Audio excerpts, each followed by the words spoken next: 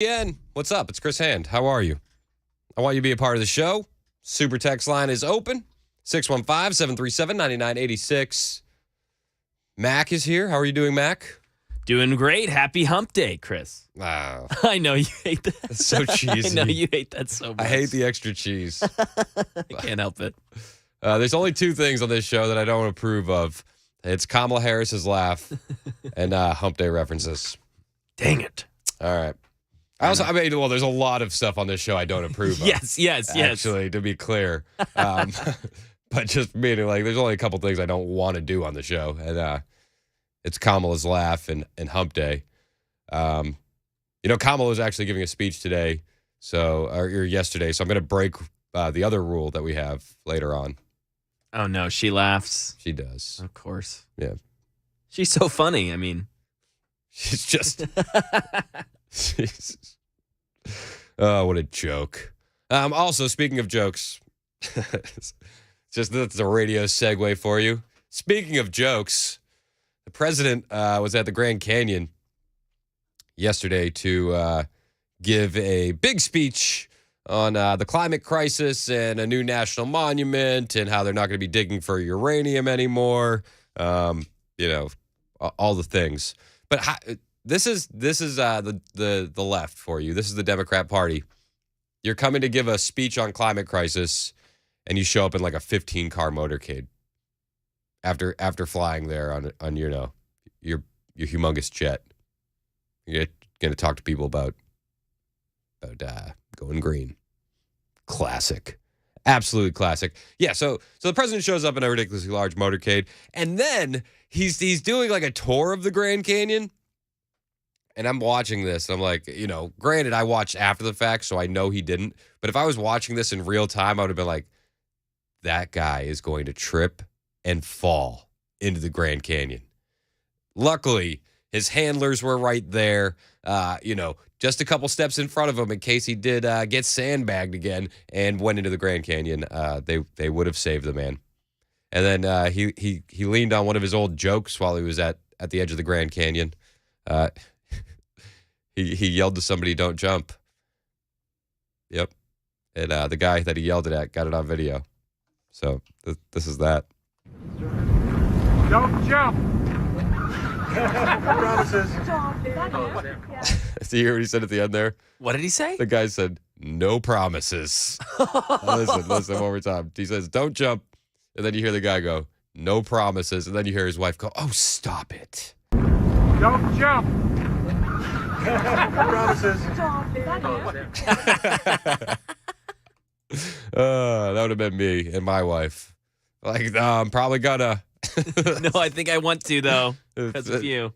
It sounds much better, to do that than deal with this. But all right, so the president is in the at the Grand Canyon yesterday, giving his speech. Just a car ride away from our open border that's just chaotic. And actually, Andy Biggs was holding a congressional hearing in Arizona the exact same day. And he said he invited the Democrats, probably got lost in the mail. We invited our friends from the other side of the aisle to be here today. This is an official congressional hearing. We miss them. We wish they were here. We wish that they would say things like this is a serious nonpartisan or bipartisan issue, instead of saying that this is all fantasy and this is hyperbole. It is not. I agree with everything Andy Biggs says, other than the fact that he said that they missed them. I don't think anybody misses a Democrat when they're not around. At least I don't. We learned a lot more from Andy Biggs, and they knew Joe Biden wouldn't show up. We all knew he wouldn't show. I mean, there are actual solutions at the border that could be taken today. And there's actual solutions that could have been taken years ago, decades ago. In fact, did you know that we've sent $66 billion to Ukraine, you and my tax money? And that $66 billion, since the start of the Ukrainian war with Russia, would have built a border wall nearly 2 times across the United States-Mexico border. So, remember when they tell you that Ukraine's borders are far more important than ours. Ukrainian citizens are far more important than American citizens to this regime, and they display it every day. Yep. It's sad, but it's not shocking. We know this. We know that the Democrats don't actually care about any of the people. They care about your vote. They care about saying the right thing to get your vote, but they don't actually care about you. Tell you what, though, that Grand Canyon is beautiful, and Joe Biden agrees. The Grand Canyon, one of the Earth's 9 wonders, wonders of the world. Literally. Think of that. I am. You know, it's amazing. Oh. 9 wonders of the world? 9. Okay. Full disclosure, I didn't know the 7 wonders of the world off the top of my head. I knew there wasn't 9. I knew the saying was 7, but I had to hit the Google machine. So I hit the Google machine. You know, is it even one of the 7? No. No, it's not. It's actually not. And the Google machine, you think that the Biden administration, after it happened, would have called Google and been like, hey, switch this out. Put the Grand Canyon in the top search results. But no, Google actually has a list of 24 wonders of the world. Grand Canyon didn't make that list either. Think about it. Think of that. You know, it's amazing. It is amazing. It's absolutely amazing, Mr. President. The 9 wonders of the world. So, he's focused on the beauty of the Grand Canyon. He's not worried about the border. The border is not a problem, guys. Come on. In the meantime, illegal crossings at the southern border are beginning to spike again, up 30% in July over June, and the surge is continuing into August. Sources tell Fox Border Patrol's Tucson, Arizona sector has seen daily crossings hit almost 2,000 in recent days. One Border Patrol station in the Rio Grande Valley sector reported 1,100 illegal crossings in just 24 hours, and the Fox drone team continues to witness illegal crossings here in Eagle Pass. North Dakota Governor and Republican presidential candidate Doug Burgum also sounded off in Eagle Pass. So far, right here in this sector, 98 different countries, people crossing, including Syria, Iran, China. Yeah, I don't know how serious of a Republican presidential candidate that guy is. I already forgot his name. But it is a problem at the border. It's absolutely a problem at the border. And the border is so bad that it's become a problem everywhere. Every town is a border town now. Every state is a border state. In fact, just yesterday, Maura Healey, the lovely Democrat governor of Massachusetts, my birth state, not the state that I want to brag about being from because everybody's so angry and miserable all the time. But Maura Healey, the Democrat governor of Massachusetts, declared a state of emergency in Massachusetts over the surge in illegal aliens. And she claims it's overwhelmed the state's social service apparatus. Didn't everybody say this? An open border is going to lead to a drain on all of the social safety nets that we have in place for people in our country. Didn't we say this years ago, decades ago? Like I remember that being a talking point when Bush was president. These people are insane. I also have a new theory. I always thought that climate lockdowns might come, to save the climate. But at this point, with Maura Healey, the Democrat governor of Massachusetts, declaring a state of emergency over illegal aliens, I think we could see migrant lockdowns soon. Healey said in a letter to DHS Secretary Mayorkas that she called the state emergency due to a rapid and unabating increase in the number of families with children and pregnant people. Pregnant people, of course she said that. Pregnant people, many of them newly arriving migrants and refugees living within the state, but without the means to secure safe shelter in our communities. Boo-hoo. Crimea River. You want to be a sanctuary state. You want to welcome these problems in because you're so caring, you're so progressive, and then you can't deal with the consequences. It's always the unintended consequences, my friends. Always. I mean, look at New York City. The government is now funding tent cities because migrants have ruined hotels that they were paying for. It's crazy. It's absolutely insane.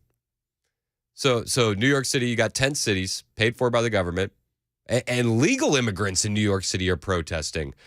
Ying Tan, a Republican running for the 43rd City Council in New York, told The Gothamist As a first-generation immigrant, we understand that everybody comes here to go for a better life, but this is not fair for the taxpayers of New York City. It's absolutely not. And New York is also saying that they're expecting their public schools to be overrun with thousands of illegal immigrants. But these are the policies you put in place in these blue states. It's crazy, man. And the Biden administration is so out of touch. They don't think this is a problem. And then Joe Biden says crazy things like this about Arizona's governor, Katie Hobbs. And Governor Hobbs, congratulations, and you're doing a heck of a job. I don't want to spend too much time on that. I just had the opportunity to tell you that Katie Hobbs is terrible. So that's all I have on Katie Hobbs. She's just an awful person. No need to expand. No. No. She sucks. Yeah. That's it. That's my only thought on Katie Hobbs. But the Biden administration, listen, man, they're not worried about you and I and illegal aliens invading our communities. They're not worried about the burden that illegal aliens are putting on the system and the fact that Americans and legal citizens that need these resources aren't going to be able to get them. They're not worried about that. They're worried about you sacrificing things in your life for climate change. By the way, I'll never forget, I was standing in Washington a little. Right here. Well, there's a lot of good that's going to come from the sacrifices of dealing with taking on the climate crisis. Oh, yeah. A lot of good from the sacrifices taking on the challenge of climate crisis. Please, Lord Biden, take my gas stove, take my combustion engine. I want to be clean and green. That's what I need. Cleanse me of my sin of carbon emissions, sir. It's insane. The whole thing is insane. States are being overrun. In Chicago, the African-American community in Chicago are going to city council meetings saying that there are so many illegal migrants robbing them and harassing them that they're going to take the problem to the streets. Like, this is happening in blue cities near you.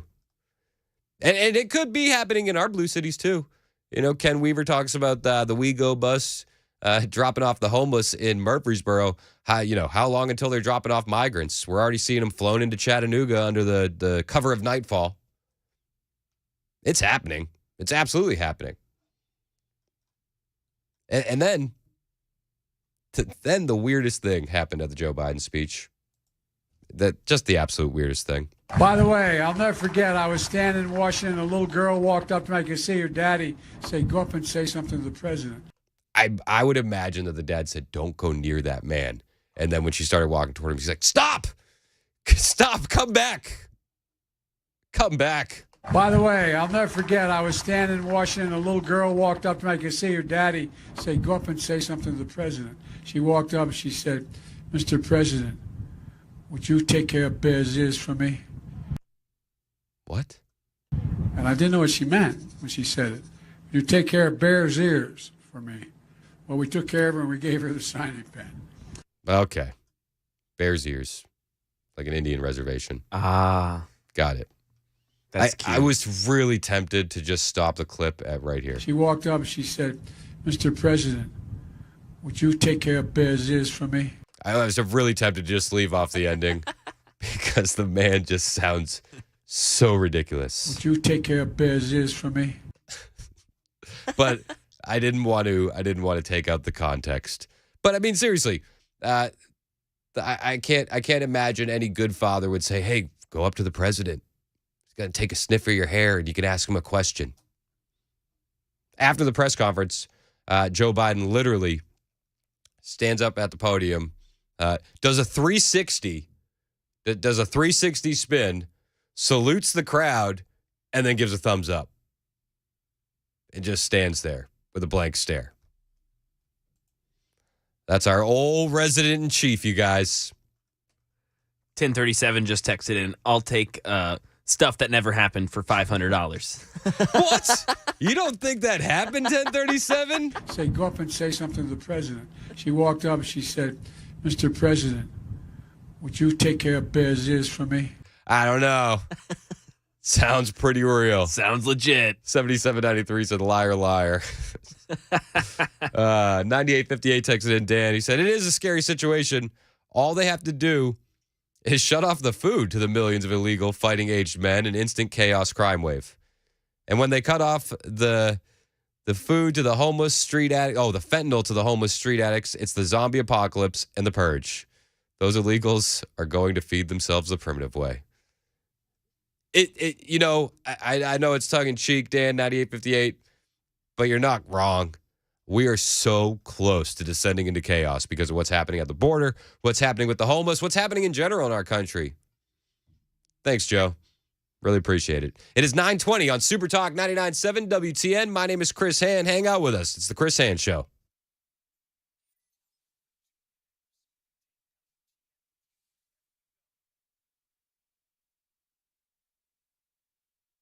Hey, it's Chris Hand for USS, United Structural Systems. Listen, I am new to WTN, but I'm not new to the guys at USS. I've been hearing their commercials for years, and recently I had a chance to sit down with the guys at USS, and they are as honest and hardworking as you can imagine. So if you have water in your crawl space after all the rain last week, if you're noticing wet basement walls, cracks in your basement floors, your house is trying to tell you something.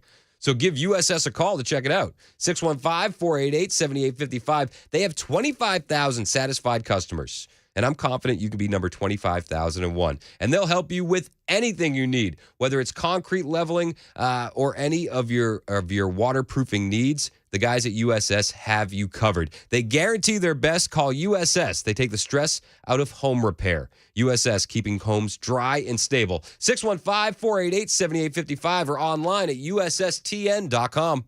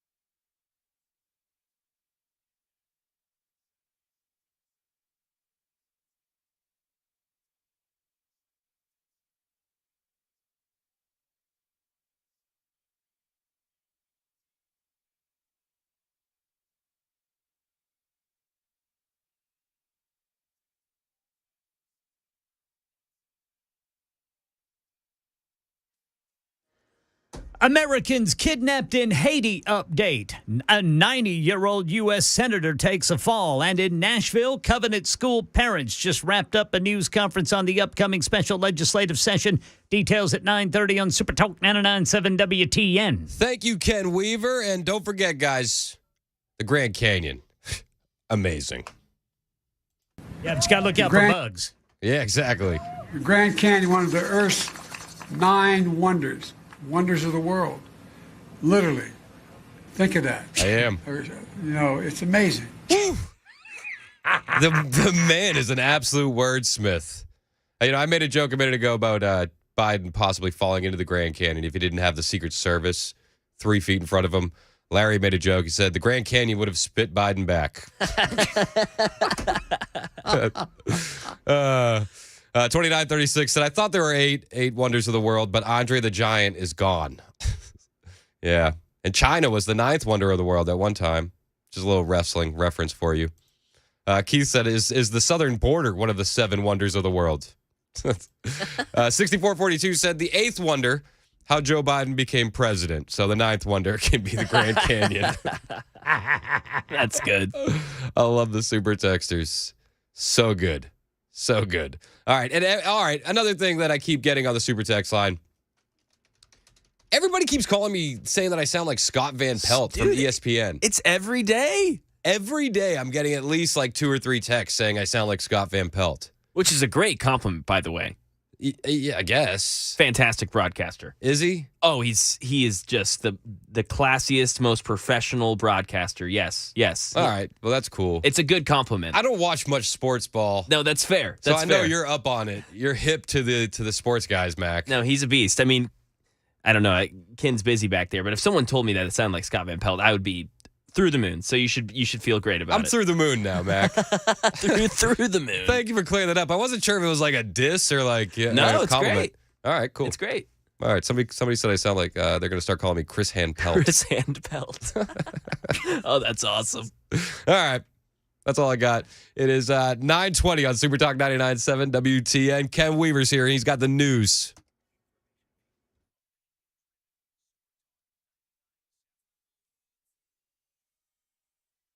I'm Ken Weaver with your top stories. It is 9:30 on the dot, and we are facing what could be 2 waves of strong to severe storms today. Full forecast in 2 minutes. Got some good news out of Haiti. Christian Aid Ministry El Roi, Haiti, announcing that an American mother and child who were kidnapped last month have now been released. 90-year-old U.S. Senator Dianne Feinstein is home from the hospital, according to TMZ. The New York Post says she was hospitalized after taking a fall yesterday in San Francisco. Senator Feinstein was in the hospital earlier this year after getting shingles. She was absent from the Senate for about 3 months before returning in May. Right now in Nashville, a group of Covenant School parents just wrapped up a press conference on what they want to see from the upcoming special legislative session Governor Lee called to enhance public safety and work on gun reform in the wake of the horrific March attack. We hope we see real meaningful reform, not just in the area of mental health focus, but with firearms as well. We were really happy to see secure storage, safe storage on the table. We absolutely support PSAs for that and having a permanent tax holiday. Special session convenes Monday, August 21st at 4 p.m. And that is the latest news. Weather is next. I'm Ken Weaver, WTN News. A Roth IRA versus a traditional IRA. Which one should we do? A lot of people struggle over this particular decision. And I'll just give you a couple tools to figure out what might be better for you. Think about it this way. Let's say if I had $1,000 that I was thinking about investing, that was income, $1,000 of income. With an IRA, let's say that you're in a 30% tax bracket. Let's say there is such a thing. And you want to put this money in an IRA. You're going to save $300 in taxes. Now, if you go post-tax with like a Roth IRA, this is how much goes into the Roth IRA. Now, let's say that later on down the road, we have this money and it didn't grow at all, just to keep the math really simple. And let's say that at some point in the future, you're in a lower tax bracket, because the way our tax system works is that your first income is taxed at a really low rate, and then you get up into higher rates, 10%, 12%, 22%, and so on and so forth. It gets higher. If you're earning income and you're at that particular tax rate up there, you might want to avoid that tax rate right now and take the income at a later point in time when you're in a lower average tax rate. Now let's say that you're in a 10% bracket down here when you pull the money. How much are you going to pay in taxes? 10% of $1,000 is $100. How much do you get to spend? $900. Well, even though I didn't have growth, I had growth because of the difference between my tax rate here and here. And that's the idea. That's one of the things that we look at. We look at Social Security taxation, income taxation, and a lot of factors that might drive you in a higher or lower brackets in the future. If you want to learn more about our approach to investing and financial planning, go to paulwinkler.com and set up a free 15-minute phone call or call 615-851-1950.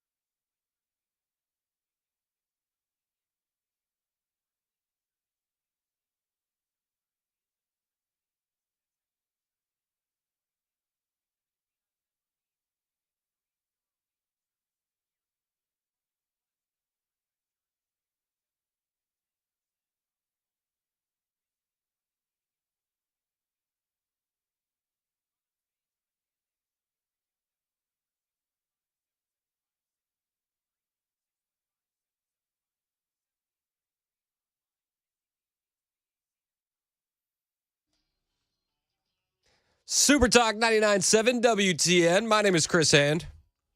I love this song. Fancy. It's so good. All right. It's awesome. And it's a perfect song for this. A fancy electric vehicle company has gone bankrupt, you guys. Oh, boo-hoo. Boo-hoo. No. Boo-hoo for the green energy sector. Oh. All right, so it wasn't just any fancy electric car company. It was the one President Biden loved the most. Oh, so sad. Bay Area-based electric bus and battery maker Proterra filed for Chapter 11, with CEO Gareth Joyce citing various market and macro economic headwinds that have impacted our ability to efficiently scale. Oh, like various market things, like people not wanting electric cars. Isn't that weird how that happens? You know, when you let the market decide and then the market decides. It's crazy.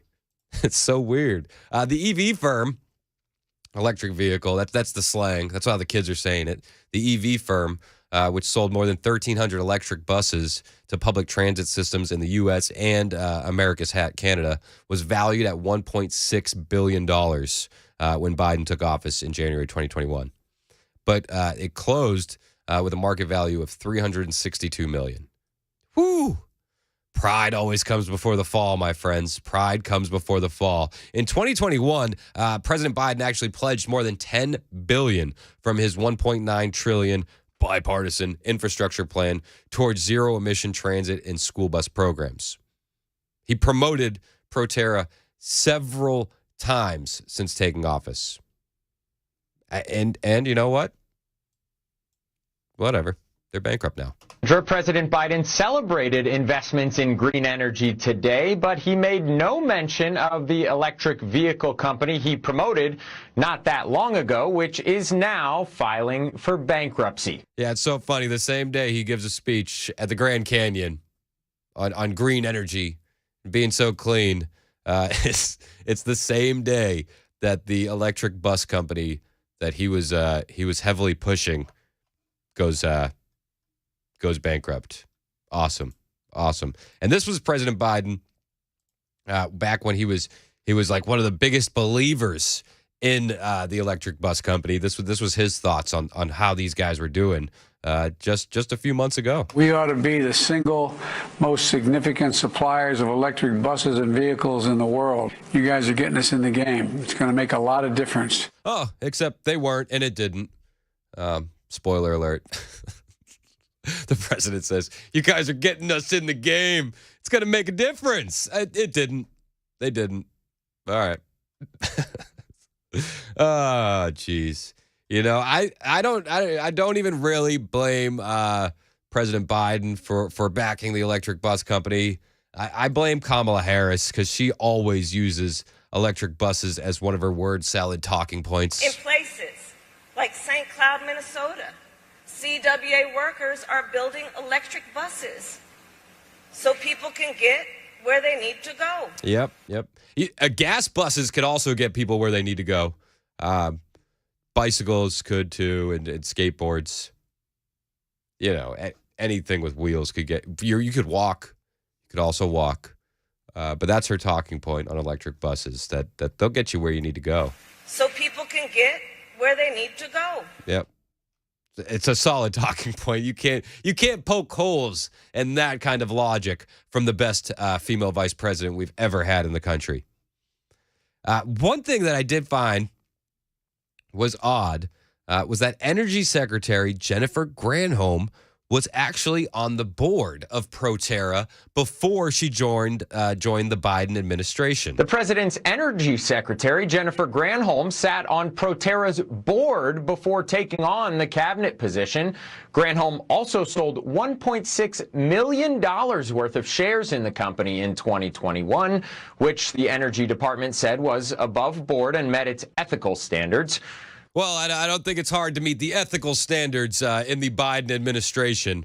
So I don't want to dive too much into that, because if they tell me it's on the up and up, I'm sure it is. But I do find it weird that this is the same energy secretary, Jennifer Granholm, who spoke with Chinese officials the same week that the U.S. began tapping its Strategic Petroleum Reserve in November 2021. Huh. So she's on the board for electric vehicles. She's making buku bucks on the stock because Biden's amplifying it. That's on the up and up, of course. And then this same woman with all of these tentacles, if you will, in the clean green energy sector is also the same woman who is secretly speaking to Chinese energy officials the same week that she is tapping into our Strategic Petroleum Reserve. Huh. And then later, she was the one who was selling some oil to a Beijing-backed firm linked to first son Hunter Biden. Newly uncovered documents have shown. Weird. Granholm called China National Energy Administration Chairman Zhang Jinyao, obviously butchering that, but, moving on. She called him for a half-an-hour conversation on November 21st. That's what government schedules obtained by a watchdog group showed. Granholm's calendar also showed that the phone call had been scheduled for November 19th, and a rep or the former Michigan governor told the Post Friday that the call never took place. So, nothing happened, right? 2 days after that first call, which was reported by Fox News, President Biden released 50 million barrels of oil from the reserve in an effort to bring down gas prices and the largest ever energy stockpile sale in U.S. history.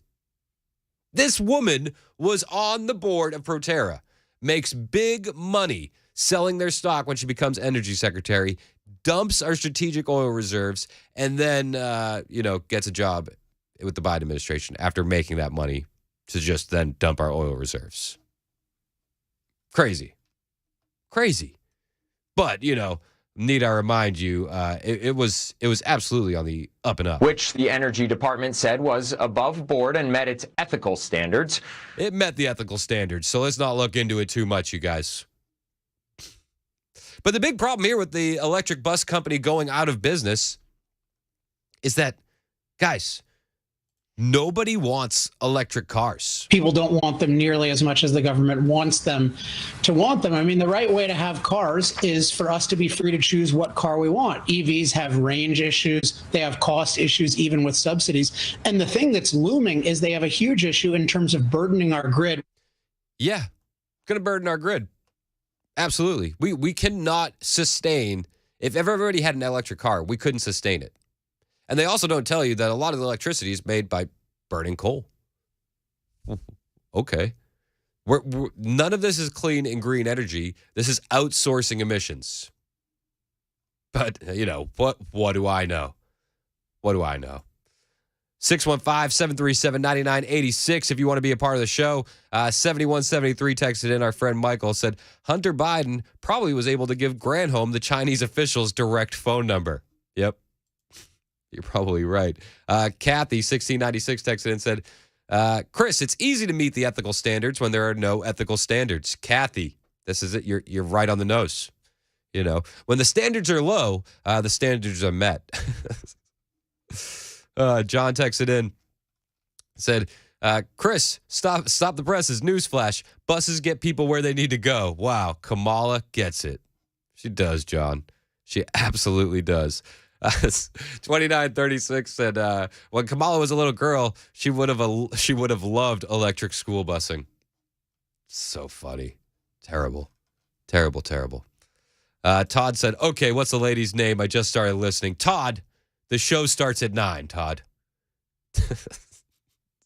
You're supposed to be here at 9, Todd. The lady's name is Jennifer Granholm. That's the energy secretary. Wasn't Todd late yesterday? Yeah, Todd. I mean, come on, man. How often do we have to tell you? Todd, set a reminder in your phone, Todd. The show starts at 9. Come on. I need that reminder too, Todd. Send it to me. Yeah. Add Mac to your calendar invite. Keith texted in 3296 said, if 40% of Americans had EVs, we couldn't handle it. You're not wrong. The grid would just collapse.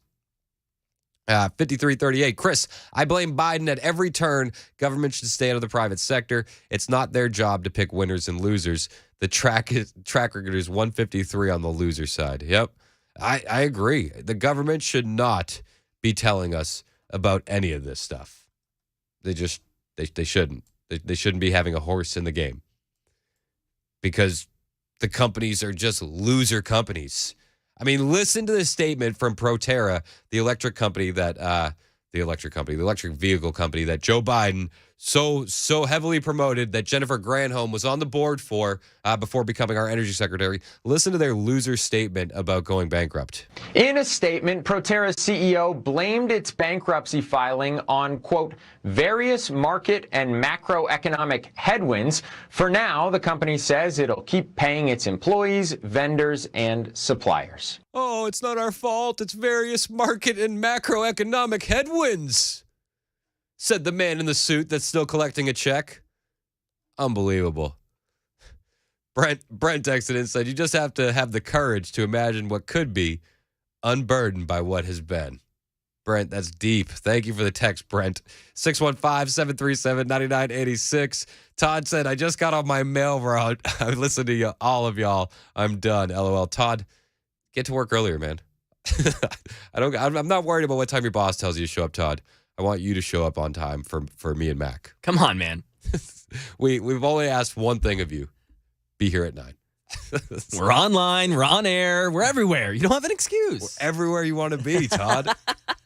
We're on Super Talk TV. And need I remind you, Todd, you are invited. As much as we're gonna give you grief for not showing up here on time, Todd, you better be on time. Come on, man. August 15th. Yes. Super Talk Live. J Street Korean Grill and Bar.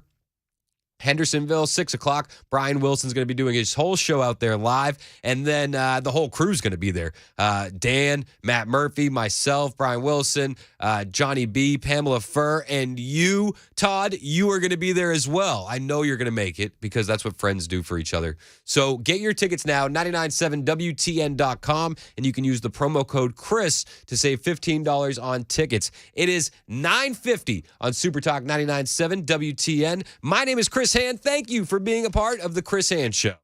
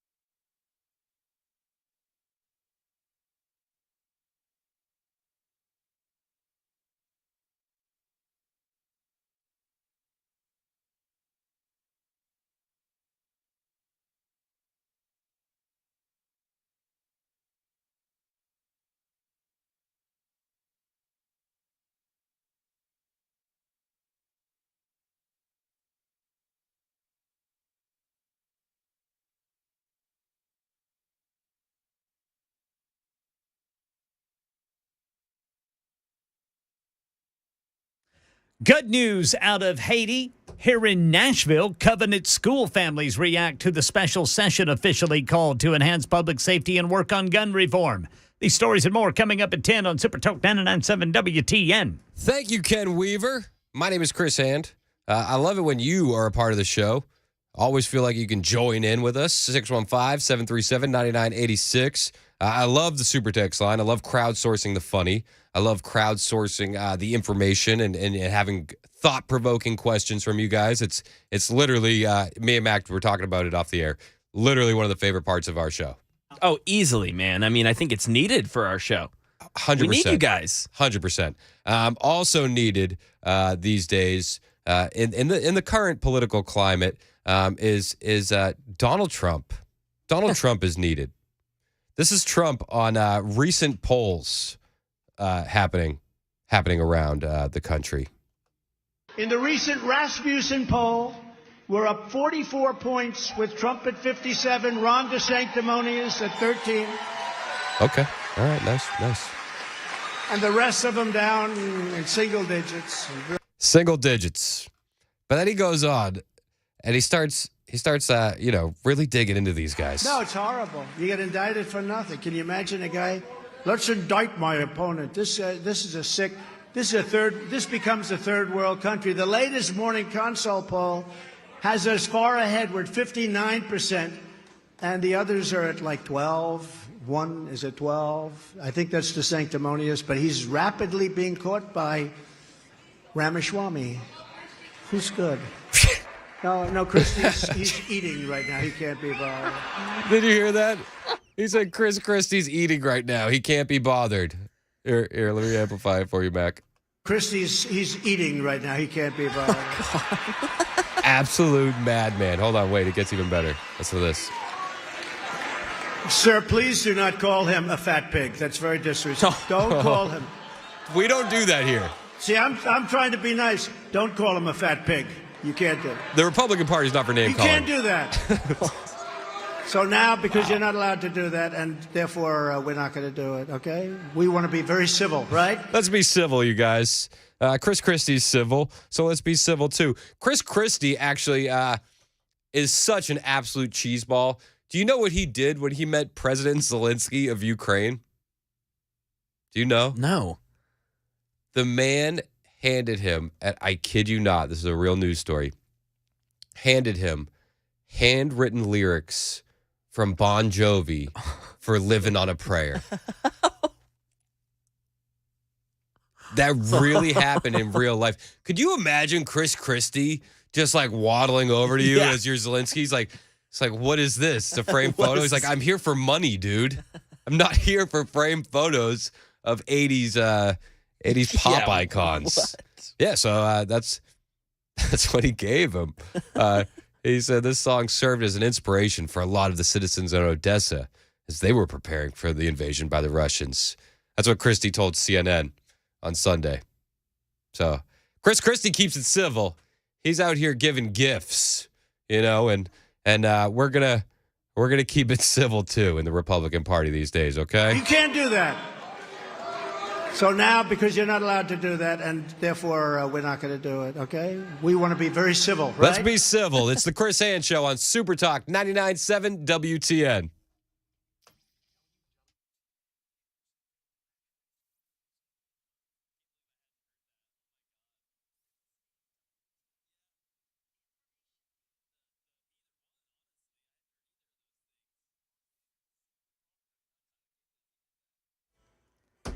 Ten o'clock on the dot this Wednesday morning. I'm Ken Weaver with your top stories. There is a small risk for tornadoes, but it's going to come in two waves. We'll tell you about it during the full forecast in 2 minutes. Good news to report on the abduction of a Christian nurse and her daughter in Haiti. Matt Rivers reports they're free. The circumstances surrounding their release still unclear. A Haitian law enforcement source told me that negotiations to secure their release started shortly after they were taken, but we can confirm that both Alex Dorsonville and her daughter safe. They were abducted on July 27th from the Christian Aid Ministry campus where they were working just out of Port-au-Prince. She's originally from New Hampshire. Here in Nashville, a group of Covenant school parents reacting to the official call of a special legislative session to work on public safety enhancements and gun reform. We hope we see real meaningful reform, not just in the area of mental health focus, but with firearms as well. We were really happy to see secure storage, safe storage on the table. We absolutely support PSAs for that and having a permanent tax holiday. Special session convenes Monday, August 21st at 4 o'clock. Right now in California, 90-year-old U.S. Senator Dianne Feinstein's back home after going to a hospital yesterday. Reports say she took a fall in San Francisco yesterday, went to the hospital. Senator Feinstein was absent from the U.S. Senate for 3 months earlier this year due to shingles. And Florida Governor Ron DeSantis today suspending the Orlando state attorney for being too soft on crime. Monique Worrell's administration of criminal justice in the Ninth Circuit has been clearly and fundamentally derelict so as to constitute both neglect of duty and incompetence. The suspension comes after Worrell's office let a rape suspect out on bond. He's now accused of shooting 2 Orlando police officers on Friday. That's the latest news. Weather is next. I'm Ken Weaver, WTN News.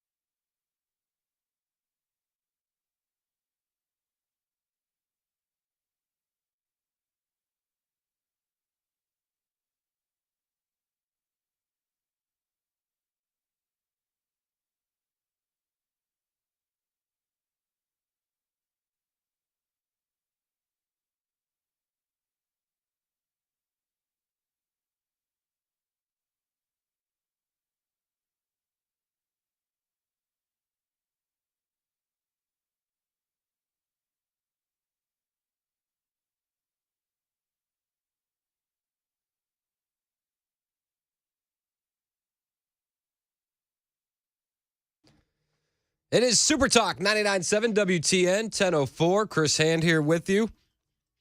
All right, guys. I think today or tomorrow is the day that Trump gets indicted in Atlanta. 100%. Fulton County is going to bring the heat, and the only reason I say that is because there's news breaking this morning. New Hunter Biden bank records. From James Comer and the House Oversight Republicans. So that's breaking right now. So they're going to have to change the news cycle tomorrow. So by tomorrow, expect another indictment for Trump. That's my prediction. Because this news is breaking right now from the Daily Mail. Joe Biden dined with oligarchs who paid Hunter. New bank records detail part of the $20 million in foreign cash to the Biden family, including $142K from oligarch to president's son that he used to buy a Porsche after a D.C. dinner. Okay. Like that one actually makes me upset. Just casually going out to buy a Porsche after dinner. I don't know. Like not even like Hunter Biden aside, like anybody that casually can go out and buy a Porsche after dinner, that just makes me upset. Sounds like my Tuesday. If you were driving a Porsche into work, you better be here on time. That's all I gotta say. No, the only Porsche I'm buying is Hot Wheels. That's it right now. Hey, that'd be pretty sweet too. But cool. All right. So House Oversight Republicans releasing new detailed bank records showing $20 million in payments that they claim Biden family and their partners received from foreign actors in places like all the good ones, Russia, Ukraine, Kazakhstan, during Joe's time as vice president. These payments suggest that Hunter and his former business partner, Devon Archer, used shell companies to hide millions from overseas companies and oligarchs, which we already know, though none of the newly released records directly link payments to Joe Biden. It's just to the shell companies. But the new evidence, they're saying, backs up Archer's bombshell testimony to the committee that Hunter was raking in large amounts of cash from overseas and how his father, Joe, was present in person during dinner meetings and sat in on at least 20 phone calls with foreign associates.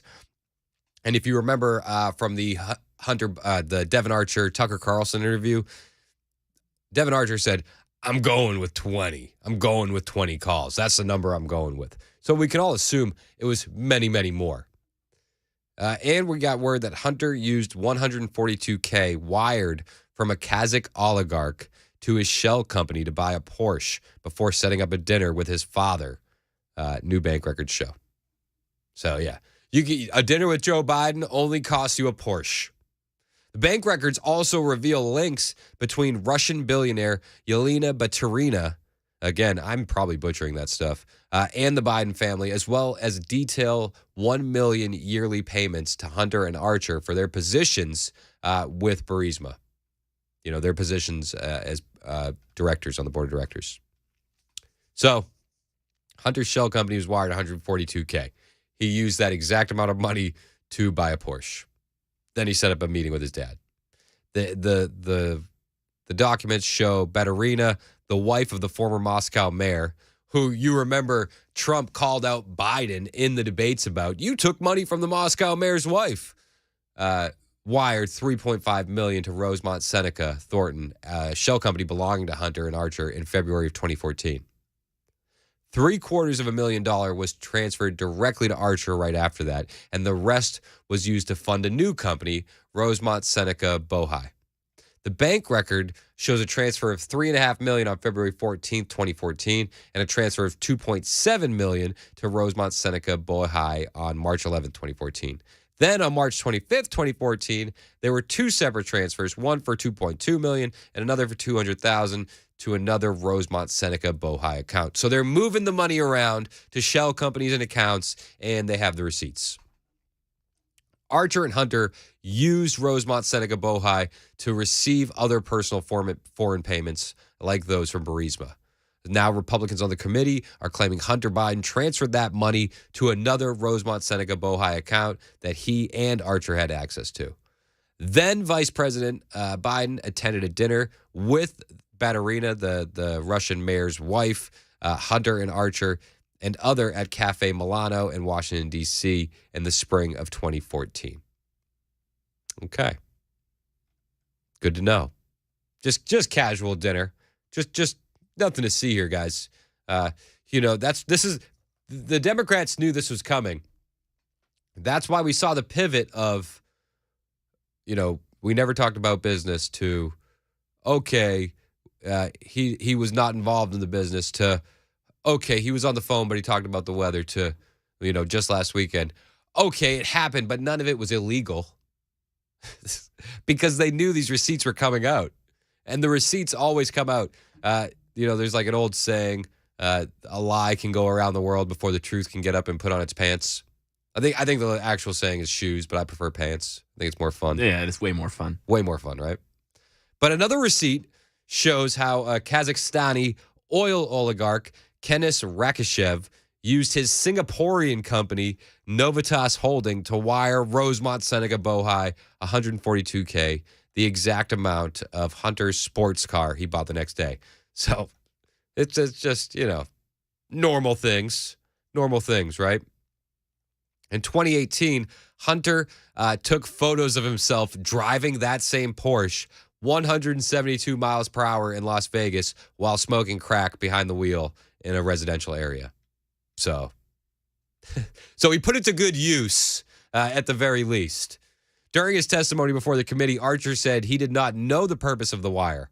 I'm sure he didn't know that it was to smoke crack and drive 172 miles per hour behind the wheel of a Porsche through a residential area. But according to email correspondence, Rakashev said he wanted Secretary of State John Kerry to visit Kazakhstan. Why would anybody want John Kerry to visit anywhere? I don't know. That's beyond me. But these people are crazy, and they do crazy things, like invite John Kerry places. Then there was a second dinner at Cafe Milano in 2015 where Rakashev and then VP Biden, Hunter, and Archer were present, in addition to Kazakhstan's now convicted former prime minister and close friend of Rakashev, Karim Masimov. The committee also claimed to have receipts proving that Archer and Biden were paid $1 million each for their role on Burisma's board, or $83,333 monthly. Jeez. Could you imagine making $83K in a month for a job that you don't have anything to do? That's just insane. I got called out. 0779 said, what you were butchering is the name Porsche. It's Porsche, not Porsche. Don't pronounce it like ignorant Hollywood idiots who buy them as status symbols because they are rich enough and have no idea what their engineering and racing history. Hunter probably says Porsche. All right. Sorry, 0779. We're over here talking about him in a Porsche smoking crack and driving 172 miles per hour through a residential area. I'm afraid the Porsche is stealing the lead here a bit. I think there's other details that we need to focus on. No, this is important too. Oh, yeah.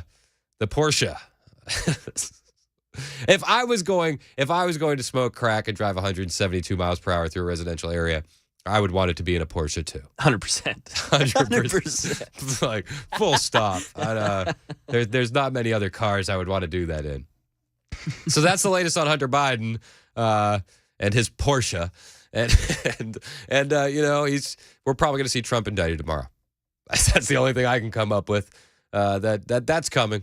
Because we're not supposed to know about this kind of stuff. And anytime this stuff makes it in the news, of course, Donald Trump gets indicted. It's weird how that happens. It's convenient. That's just how it goes. This is the new normal that we're living in under one of the most corrupt presidents in history. But none of us are shocked. In fact, it's actually pretty funny. Here's Donald Trump talking about just that. Joe Biden is the most incompetent and corrupt president in U.S. history.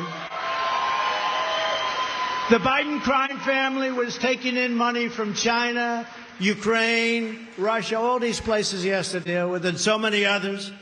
And now whenever more Biden corruption is exposed, his henchmen charge me with a crime. When they get something on Biden, let's add on another indictment to that stupid indictment that we filed. Oh, it's coming. Let's add on another one, because that takes the news cycle. Unfortunately, I get disproportionate publicity. So they indict me. He's right, great balls.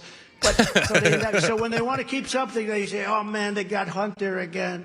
Yeah, and they got Hunter again today, it seems, as the news is breaking that House Oversight Republicans have more receipts.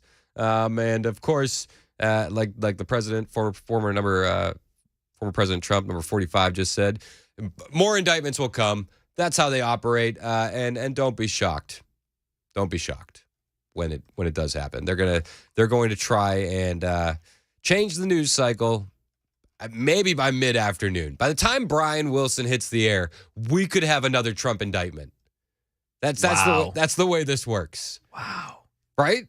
Like, would that shock you? No. They already have the barricades up around the courthouse in Georgia. They've been waiting for the next, big Biden crime family thing to come, so that way they can drop another indictment. Everybody knows it. They've been saying any day now, and it's been ready for weeks. So that's where we're at. It's not shocking. Not shocking. That was the president speaking last night in New Hampshire, or yesterday afternoon. He also actually talked about open borders and what his plan would be if the open borders continues, and what he would do when he gets back in office. I will immediately terminate every open borders policy of the Biden administration. Our country is being invaded.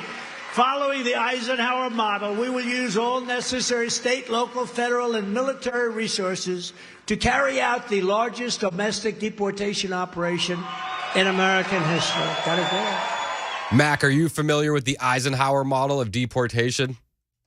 Can't say I am. All right, well, get ready because it's a doozy. Let's journey back to 1953. Do you know what Eisenhower's deportation operation was called? No. Operation Wetback. Whoa. Don't blame me. I didn't name it that. I'm just talking history here, just guys. The news. Okay. This is just the news. Operation Wetback. Whoa. Okay. I hope Trump can come up with a fun sounding name. I would go more like the left's route when he starts deporting people and call it something like, because the left, how they're so obsessed with language and making things sound great. I would call it Operation Heritage Reunification. Right? Wow. Doesn't that sound a lot more wholesome? But anyway, so this is what happened during Operation Wetback, the Eisenhower model, as Trump points to. So, and up until 1965, there really wasn't general immigration restrictions, and Mexicans were crossing into the United States at a rate of about 1 million per year in the 50s. So the migration was largely unregulated and in the Southwest. And of course, all the agricultural interests depended on Mexican labor. So, that's what was happening. They were coming in, they were getting jobs. And then national concerns regarding employment for returning soldiers kind of took a bigger front-facing need, right? So the uncontrolled migration across the southern border had to be stopped. So Eisenhower instituted Operation Wetback, and the Immigration Bureau cracked down on Mexican immigrants in the United States. Now, they led Operation Wetback, the Immigration Bureau and Border Patrol. It was military-style roundups, and they claimed to have deported 1 million Mexicans. Yep. So that's what Trump is saying he's going to be pushing for. And with the amount of illegal aliens that we have in this country, it wouldn't be a shocker to say we could deport 1 million people. Would that be a dent? I don't know. You probably make a good point. I mean, I like the idea of getting rid of illegal aliens that broke the laws originally to enter the country illegally, and call me old school. I think the problem could have been avoided decades ago. Heck, we've sent $66 billion to Ukraine since the start of the war with Russia, and that would have built the wall, the border wall between the United States and Mexico twice. So it's a position that many Americans take, whether you're white, black, Latino. Certainly legal immigrants 100% are behind this. And you can see what's happening in sanctuary cities where they're building tent cities for the government funding. They're paying for hotel rooms. Hotels are being trashed in New York. Massachusetts declaring a state of emergency over the migrant crisis. And I hate that it's called migrant now. Like, it's illegal aliens. It's illegal aliens. Illegal border crossers are causing a crisis in Massachusetts. So the governor of Massachusetts declared a state of emergency. In Chicago, the African-American community is rising up and yelling at city council members to do something about the illegal immigration problem, or they will, quote, handle it in the streets. So this is an absolute problem everywhere. Blue cities are feeling it, and we're feeling it everywhere. Every town is a border town. Every state is a border town. So that's where I'm at least on illegal immigration. I'm fine with legal immigration. I've never had a problem with legal immigration. Like, dude, do your paperwork. Come on in, as long as you bring something of value to the table, I'm fine with it. But, 0930 texted in Operation Homecoming. Michael texted Operation Get Back. Bill said Operation Decalifornication of the Nation. Oh, I like that. Barry said Operation Return to Sender. Oh, and remember we were getting yelled at for saying Porsche wrong? It's Porsche. Yeah. Well, 1037 said that we were pronouncing crack wrong when Hunter was driving at 172 miles per hour in the Porsche smoking crack. It's pronounced Le Crack. Le Crack. Thank you, 1037. We try to keep it classy here on the Chris Hand Show. It is 1021 on Super Talk 99.7 WTN.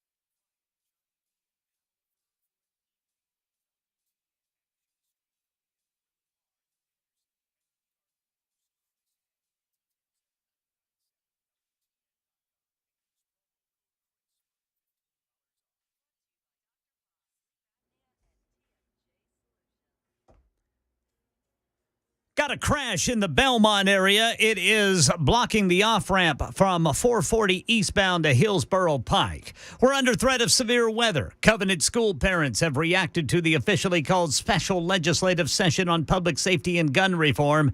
And woman and child abducted in Haiti update. These stories are more at 10:30 on Super Talk 99.7 WTN. Thank you, Ken Weaver. My name is Chris Hand. It's the Chris Hand Show on Super Talk 99.7 WTN. Ken Weaver's in the newsroom, my producer, Mac Maury, and you on the Super Text line, the fourth man on the team. The Super Texters are the absolute best. What are they saying today, Brother Chris? My friend John texted in and said, Chris, are there enough Trump indictments to match all the Joe Hunter influence peddling shakedown evidence yet to be revealed? Will it hit 50? I don't know. We're gonna find out. 0779 had the same thought. They said if these Hunter stories keep dropping, they're gonna really be challenged with finding enough things to indict Trump on. Babylon B reports Trump indicted for mocking U.S. women's soccer. So good, so good. We had Terry text in, Chris, the Georgia indictment won't fall until Hunter's next plea deal falls apart in 2 weeks. That's his take. That's your take. You're saying maybe later this afternoon. I feel like by the time Brian gets on the air today, the drive in the afternoon with Brian Wilson, that we could be seeing. Filled in with Des Dickerson. Des Dickerson's today. Filling in today. Yes. So maybe Des will have new indictment news for us. Good call. Good catch, Mac Moore. Yeah, Brian's having heart surgery today. Some heart surgery today. Nothing huge or anything, but they are working. All of that serious. Send your prayers towards Brian. Good vibes. Get better soon, Mr. Wilson. We love you, bud. So take care of that ticker. Of course. It's important. So somebody else said, Chris, I knew someone would call in or text in and harass you about how you pronounced Porsche. He said, I knew somebody would get salty about the German car. Yeah. I honestly forgot that it was Porsche. I always say Porsche, but fair enough. Now I won't. I've never known anybody that owns a Porsche. So it's just I just pronounce how I read it. Yep. I'm sure a lot of you have learned, my pronunciations aren't always tippy toppy. As the president would say. They're not the tippy toppiest of pronunciations. But somebody did text in and said we have a Porsche. The trouble is that they're only as fast as the car in front of you in traffic on 24. Yeah. And hopefully you're faster than the tire tools falling out of the back of the dump trucks. Listen, not all of us can be Hunter Biden smoking crack, going 172 miles per hour in your Porsche through a residential neighborhood. But, thank God. That guy's a mess. The whole Biden family is an absolute mess. Does anything shock you about what comes out about the Biden family anymore? Because I'm just, at this point, I'm like, oh, yeah, all right, that checks out. Well, what you told me yesterday about Beau and Hunter and oh, yeah. I guess they're alleged things, but still, the fact that those rumors even exist is I don't think that's disgusting. Alleged. I think that's a matter of record. In case you missed it, Byron Donalds was on yesterday, and he was tired of the Bidens, anytime they're called out on something, to lean on Beau Biden and the fact that, they were on the phone all the time because, Beau had just passed away. And this is what Byron Donalds said. It was Hunter Biden. And don't cry me the river about Beau Biden. Beau Biden dying is a tragedy, and it's wrong. I'm sorry that happened to him. But you got to understand that every time Joe Biden gets into political trouble, what does he do? He pulls on the heartstrings of Beau Biden. Okay, I played that for context. But this is what Mac was talking about, which what Byron Donalds said, which I think is a matter of public record, about Hunter Biden and his brother Beau's widow. And this happened while Hunter was still married. Hunter Biden didn't care that he was basically sleeping with his brother's widow when he was still married to his wife. So obviously it wasn't that big of a problem for Hunter Biden. No, it wasn't a problem at all. Beast mode, Byron Donalds. Man, seriously, beast mode. Beast mode. Gloves off, just throwing haymakers. Seriously. Based Byron. Like that kind of a hot take that Byron Donalds just gave is like one of those guys running in at the boat brawl in Alabama. That's what this level of take is. Hunter Biden didn't care that he was basically sleeping with his brother's widow when he was still married to his wife. So obviously it wasn't that big of a problem for Hunter Biden. Oh my gosh, going full scorched earth. It is 10:30 on Super Talk 99.7 WTN. Ken Weaver's got your news.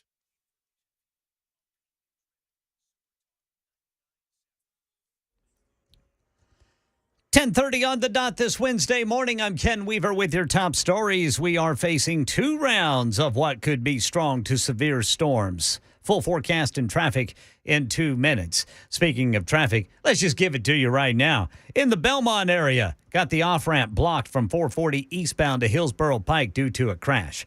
Also in Nashville, a small group of Covenant school parents is reacting to Governor Lee's official call of a special session to work on public safety and gun reform. And looking for ways to temporarily remove firearms, including establishing a judicial mechanism to temporarily keep guns away from people in moments of crisis. That's some of what this group wants. The special session convenes Monday, August 21st at 4 o'clock. And good news in Haiti, Matt Rivers tells us. American nurse, 31-year-old Alex Dorsonville, and her very young daughter, who were both kidnapped roughly 2 weeks ago back on July 27th from the Christian Aid Ministry campus where they were working just out of Port-au-Prince. They are now safe. According to El Roy Haiti, the name of that Christian Aid Ministry, they have been released from custody. That's the latest news. Weather's next. I'm Ken Weaver, WTN News. A Roth IRA versus a traditional IRA. Which one should we do? A lot of people struggle over this particular decision. And I'll just give you a couple tools to figure out what might be better for you. Think about it this way. Let's say if I had $1,000 that I was thinking about investing, that was income, $1,000 of income. With an IRA, let's say that you're in a 30% tax bracket. Let's say there is such a thing. And you want to put this money in an IRA. You're going to save $300 in taxes. Now, if you go post-tax with like a Roth IRA, this is how much goes into the Roth IRA. Now, let's say that later on down the road, we have this money and it didn't grow at all, just to keep the math really simple. And let's say that at some point in the future, you're in a lower tax bracket, because the way our tax system works is that your first income is taxed at a really low rate, and then you get up into higher rates, 10%, 12%, 22%, and so on and so forth. It gets higher. If you're earning income and you're at that particular tax rate up there, you might want to avoid that tax rate right now and take the income at a later point in time when you're in a lower average tax rate.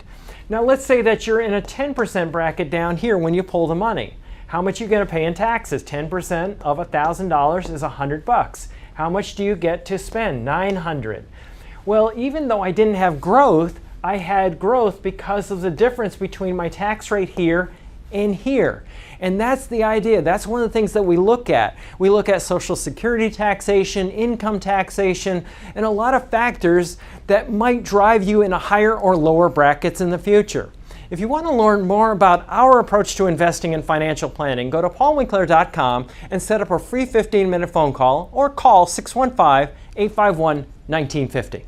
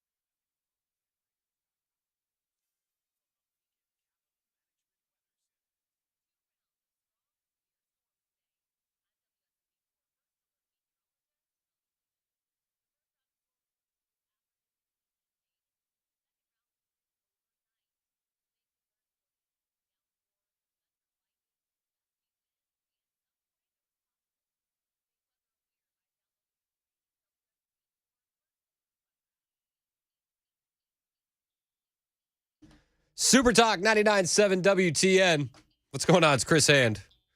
I got a text from 0488 Ray.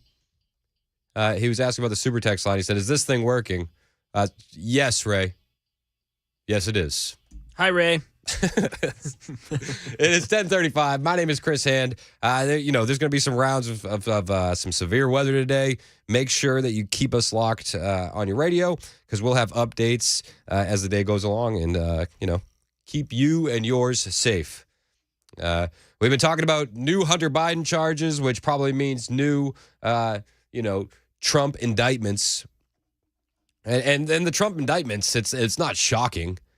I mean, everybody on the left is suffering from Trump derangement syndrome. Like, I thought when COVID came that it would surpass Trump derangement syndrome as the thing most liberals were afraid of, but it seems that Trump derangement syndrome is just as contagious as it used to be. And Eminem of all people, the man who used to rail against Democrats, He had the line about Hillary Clinton and Sherbert, and he's the guy that's letting Trump just live in his head absolutely rent-free. It's crazy. When I start talking about Trump, I get too flustered in my head. Oh.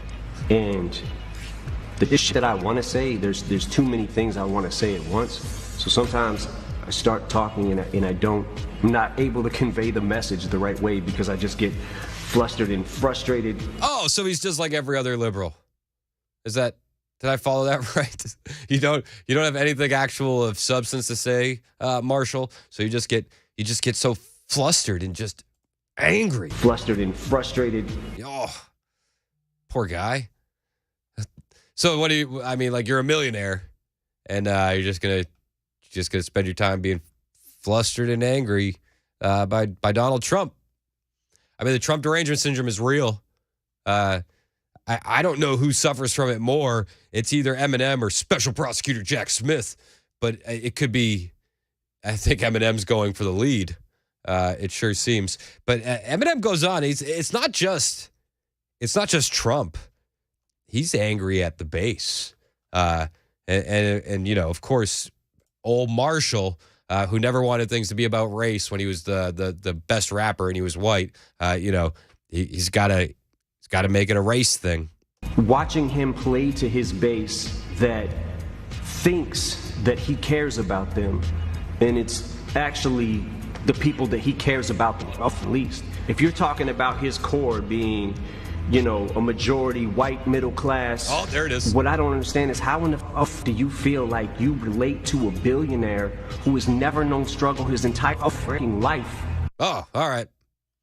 I think the people that like Trump relate to him because, he's patriotic and loves America. I think that's the core ideal. And then if you want to talk about somebody that's never known struggle, I mean, how many indictments have you faced, Marshall? This man's getting indicted every day. He's going to have like 100 indictments before New Year's, especially if the Hunter Biden stuff keeps coming out. We're going to have more indictments like crazy.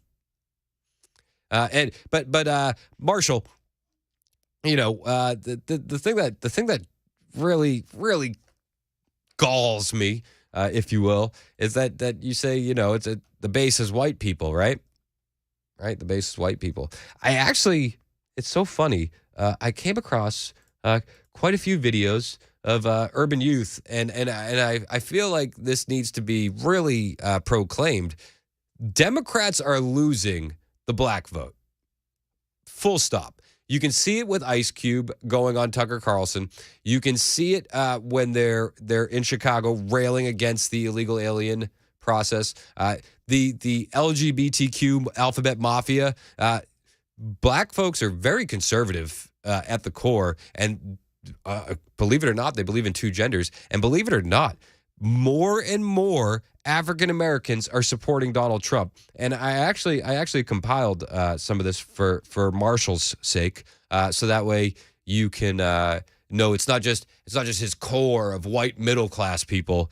It's just Americans in general. Y'all know how I'm coming about Trump. You know what it is. Oh, he already won. And one thing Trump did to this, he brought that money and all y'all voted for Trump. And now they tricked y'all dumb to get Trump out the chair, and now look how that I'm backfired on y'all dumb.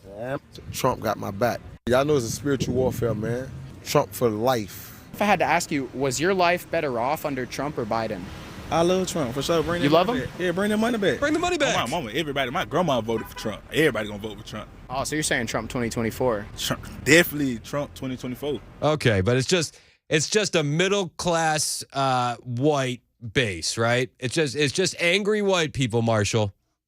It's just angry white people. Eminem, I mean, he used to be so anti-establishment, and now, like, I expect him to just be drinking a Starbucks and have equality plastered on his shirt because he is the establishment. He believes whatever narrative is out there, and he still thinks that he's hardcore and going against the grain.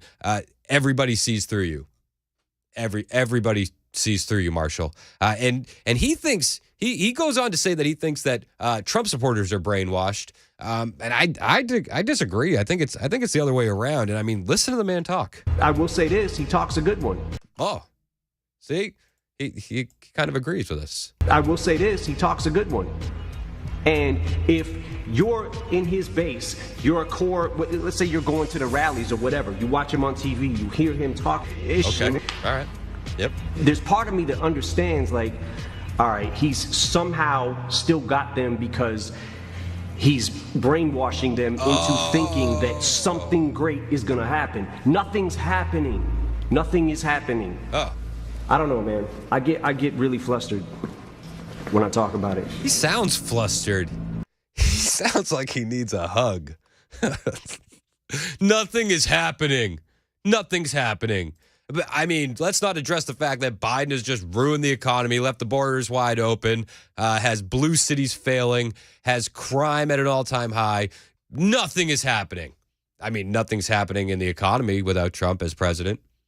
I mean, you heard that compilation that I had of African-American voters saying, bring the money back. Bring the money back. We're voting for Trump. Everybody's voting for Trump. But, nothing is happening. Nothing is happening. I don't know, man. I get really flustered. He sounds flustered. He sounds like he might need a Snickers. Is that just me? You're not you when you're hungry, Eminem. He's not. Yeah. He's not him when he's hungry. Will the real Slim Shady please stand up? Please, sir. Please. 8410 said he doesn't need a hug. He needs another Vicodin. Oh my gosh. But listen, it's so the media and the left wing apparatus so badly wants to make this a race thing. And since Ice Cube has defected to being best friends with Tucker Carlson, the best that they could do on short notice was Eminem. So Eminem needs to make it a race thing, right? Thanks. Let's get a white guy to tell white people what they're doing wrong. That they'll listen to Eminem. Ty texted in and said Eminem sounds like a libtard. He does. He is. It's a sad reality that one man who used to fight against the system in the 90s now is just a cog in the machine. And yesterday, I brought up Neo because Neo didn't apologize for, basically saying there's only two genders, because there's only two genders. And I said, we have to celebrate the people that are standing up because they bring bravery to everybody else. And I will say the opposite is true. When people like Eminem of all people, with the fake tough guy attitude, and I'm an Eminem fan. I like his old music. When people like Eminem say stuff like this, I don't know, man. I get really flustered. When they're getting flustered, when a tough guy like Eminem is flustered, like, just like we need to support Neo for standing up and saying the right thing, we need to ruthlessly mock and make fun of Eminem for saying something like this. I get really flustered. I get really flustered. I get flustered, guys. Super flustered with all these white Trump supporters. And then he makes it a race thing. This is what they'll do. They'll amplify Eminem's message. And then do you ever think that you're going to hear African-American voters saying things like this on the evening news. He showed us love. And he didn't stop. You guys would say Trump 2024. 2024 Trump. Trump 2024. And we're from Baltimore. Trump or Biden? Trump. I just feel that, Trump had the country on a better path as far as economically. I just don't see what Biden's really done. He put America first, so it makes sense. I like someone who like to put his people first.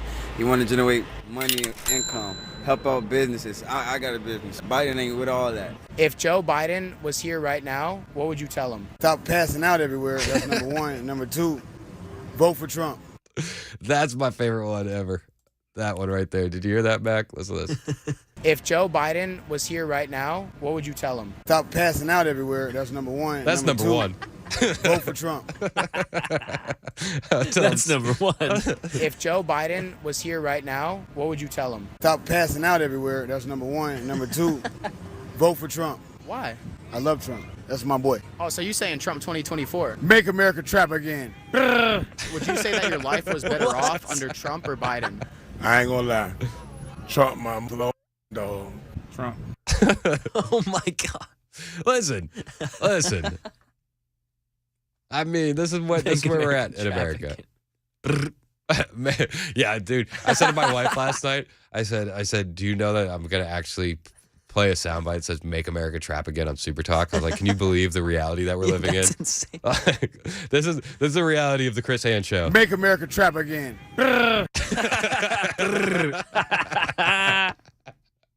Oh, that's so good. 0779 texted in. He said, Biden would tell that guy, you ain't black. Yeah. Really? I dare you to tell this man he ain't black. Make America trap again.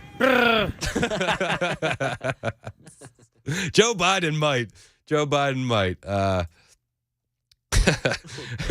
Renee texted in. She said, well, Marshall is from Detroit. Not to mention, Kanye has called out all these rappers that are brainwashed. Yes, Kanye has his issues, but he's not wrong about the industry brainwashing. No, I think a lot of these musicians just want their check. That's what it's all about. They only worship money. And that's a losing recipe. That's an absolute losing recipe. And Marshall can be as flustered as he wants to be. Somebody texted in and said, if maybe you should stop playing Eminem as your bumper music then. Mike said that. I like to think of it as conservative appropriation. I love that. Yeah. Good. So and also to be fair, I only play the old school stuff. It's true. Yeah. Nothing after like 2005 even or 6. Yeah. No, yeah. I don't. That's like when I stopped listening to music. All in all? Right in then. Right, well, that's when I stopped discovering new music. You were like, okay, I've got what I need, and that's it. The only new music that I really listen to, I like Tom McDonald, and I like Marcus Rogers. He's a Christian rapper. I like Isaiah Robin. He's a Christian rapper. But like, so a lot of the stuff that I like is like, because it brings me back to my childhood. Yeah, nostalgia. You know what I mean? Yeah, 100%. No, I get that. So, but I'm not going to come on the radio and play a new Eminem song. No. Unless he would get flustered by it. Then I would be tempted to do it. I don't know, man. I get really flustered. It seems like getting flustered is a common problem in the Democrat Party. It just seems like that's one thing that they all have in common. Maybe getting flustered is one of the 9 wonders of the world. The Grand Canyon, one of the Earth's 9 wonders of the world. Literally. Think of that. It's amazing. It's amazing. It's absolutely amazing. Think of it. Think of that. So Eminem's a little flustered, you guys. Somebody should check on him. He may need a Snickers. He's going viral. The thing is going viral right now, that interview with Eminem being upset about Trump and his base. All right. 8410 says, the real Slim Shady, please shut up. Amen. Rooster texted said, you should play Aaron Lewis's new song. I like Aaron Lewis. He's cool. I like anybody that kind of just sticks it to the man. And right now, the man is liberal media, liberal politics, the progressive agenda, the whole let's move forward path, like that. That's how I feel about it. 1050 on Super Talk 99.7 WTN.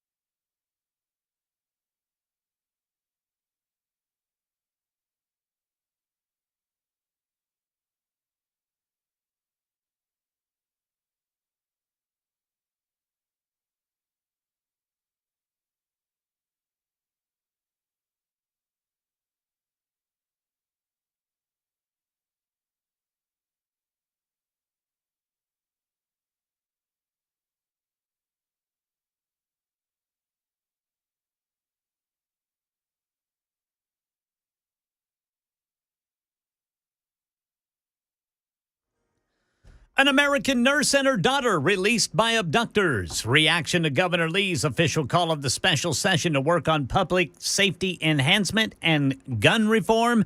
And then we've got some traffic issues to tell you about right now. 24 eastbound between Spring Street, Ellington Parkway, and Shelby Avenue. Left 2 lanes are blocked by a crash. That's a 6-minute delay downtown. And then north of downtown, 65 southbound before I-24, the right shoulder blocked by a crash. All the top stories, and we'll tell you about the risk of severe weather at 11 on Super Talk 99.7 WTN. Oh, man. That kind of traffic can make you feel flustered. It's Super Talk 99.7 WTN. We were talking about Eminem, who's just dealing with a bad case of Trump derangement syndrome. He just can't understand why we keep voting for him.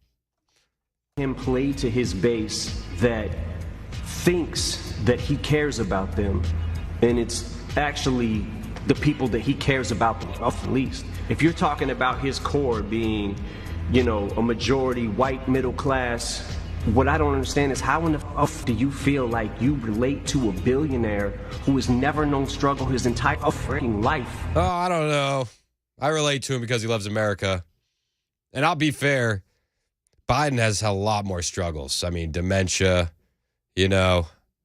all the family issues, all the crime. That's fair. Absolutely fair. Walking upstairs. Shaking hands with ghosts. Oh, my gosh. Doing a full 360 to walk away. I love the super texters.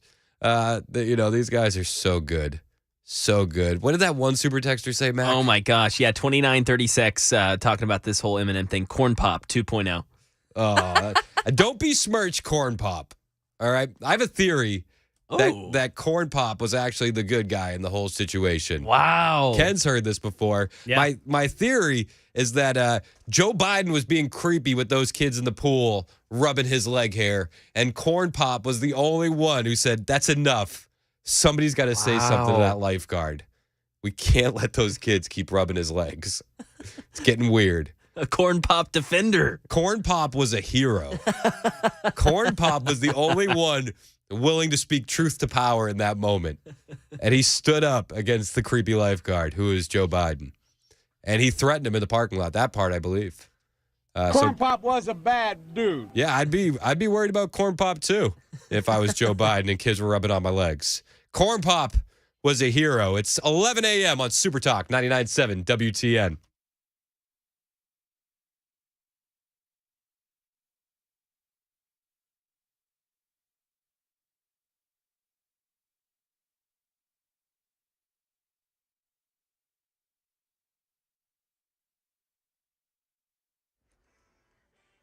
Eleven o'clock on the dot. I'm Ken Weaver with your top stories. We are under threat of severe weather today. We got 2 rounds on the way. Tell you about it during the full forecast and traffic in 5 minutes. A Christian aid ministry says a mother and child who were kidnapped in Haiti last month are now free. El Roy Haiti announcing that American nurse Alex Dorsanville and her young daughter were released safely today. Matt Rivers at the Foreign Desk telling us abduction is a constant threat in the Haitian capital, Port-au-Prince. There have been hundreds and hundreds and hundreds of kidnappings for ransom, the vast majority occurring to Haitian nationals themselves. But if you are a foreigner in Haiti, you run that risk and you become even more of a target because oftentimes gang members think you have more money to pay in a ransom. We don't know what happened in this case. Right now in Tennessee, Speaker of the House Cameron Sexton telling WTN's Nashville's Morning News he has spoken to counterparts in other states across the nation about the upcoming special session on public safety, which Governor Lee officially called yesterday. And Republicans, he says, will not be intimidated if it draws massive anti-gun protests. People are watching us to lead.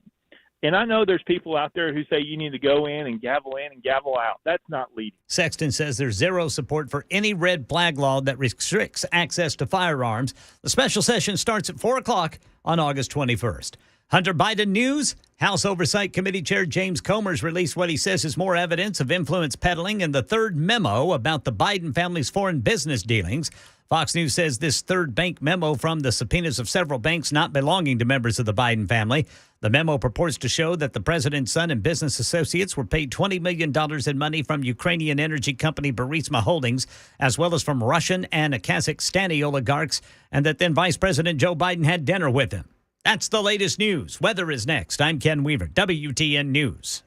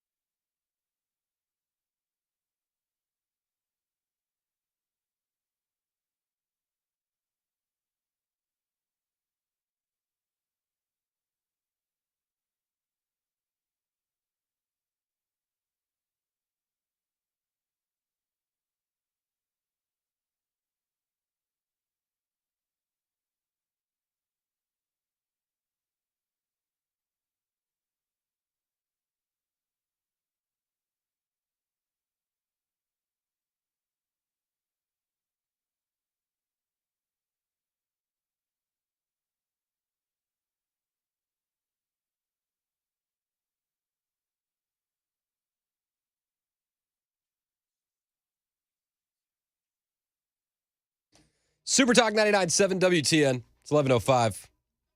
I hope everybody knows, it's not all puppies and rainbows in here at the Super Talk studios. We get a lot of funny and a lot of information on the Super Text line, but we also deal with quite a bit of harassment. 0636 just texted me and said, I would really like to know why anyone would vote for Trump, especially after Jan 6. And I think 0636 is just flustered like Eminem. But, the harassment never stops. So the accusations. All right, dude. I don't know. What do you want from me? What? Don't text us then. I don't know. Maybe like record unemployment, great economy.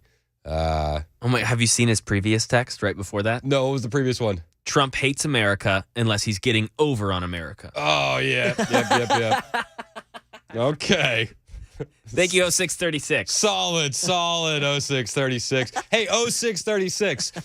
Did you hear Trump's going to get indicted again?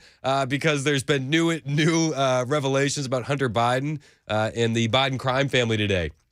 The House Oversight Republicans have released new bank records detailing parts of the $20 million in foreign cash to the Biden family, including a $142,000 wire transfer to buy a Porsche. Yep. So, everybody's bringing receipts.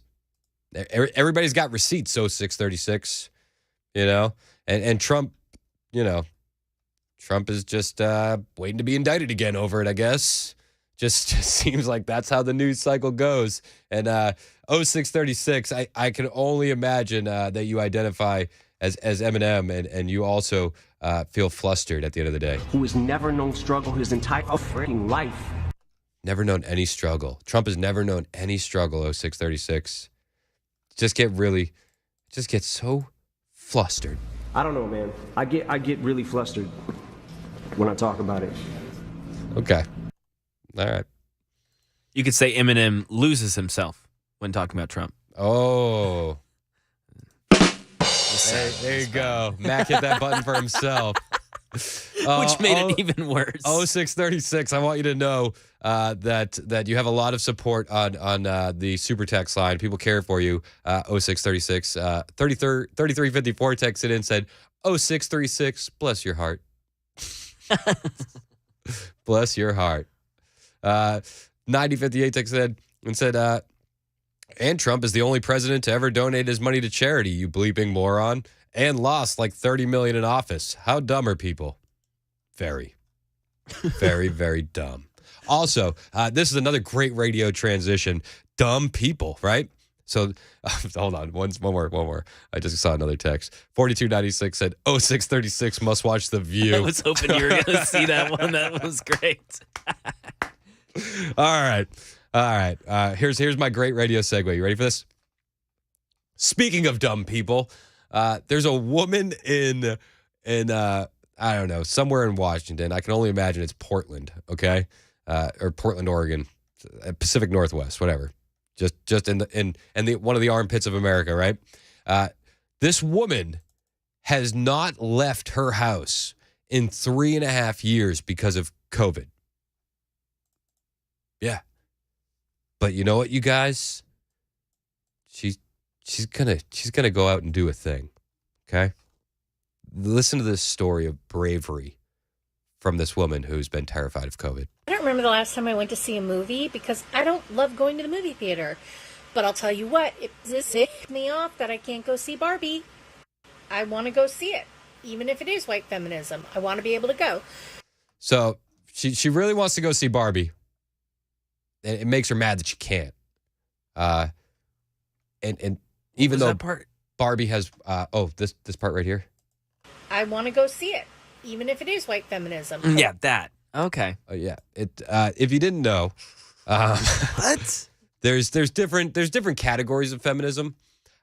With white feminism, as you could, I'm sure you deduced, would be the racist form of feminism. That's got a negative connotation. Absolutely. Yes, it does, and that's the kind of feminism that the Barbie movie's promoting. Even if it is white feminism. So, white feminism, just for everybody keeping score at home, is a term which is used to describe expressions of feminism which are perceived as focusing on white women, but are perceived as failing to address the existence of distinct forms of oppression faced by ethnic and minority women and women lacking other privileges. Okay? Even if it is white feminism. All right. Thank you. So, this woman, I mean, it's dangerous to leave her house, and she still wants to see Barbie, even though Barbie is full of white feminism. But you know what, guys? She's ready for this. She's going to do something new. So I'm doing a thing. And if you live in the Pacific Northwest, you can do a thing with me. I want to go. Here's what it is. Someday next week, on a weekday, I am renting out a theater in Northwest Portland. The entire theater. Okay. The whole theater. The theater seats 46 people, I think. We're only going to do 20 tickets. So me and 19 other people. That's it. All right. So with me and Mac going, there's only going to be 17 other tickets. Ken, I would invite you, but you've already seen the movie. So, let's leave the tickets for the other people that haven't seen it yet. All right. So it's going to be me, Mac, this woman who hasn't left her house in 3.5 years because of COVID fear, going to see the white feminism movie, COVID. The white feminism movie, Barbie, not COVID. I'm sure COVID had white feminism connotations. But anyway, we're going to go see it. All right? And this lady, she has a plan. And one part of the plan is that there's only going to be one employee in the theater. In addition to that, there will be one employee. So the entire building, the entire cinema, is going to be one employee plus 20 attendees. That's it. All right, so if you're keeping score at home, there's only going to be 21 people in this building, okay? But like I warn you, she has ground rules as to how we're going to go see Barbie, in the height of a pandemic, okay?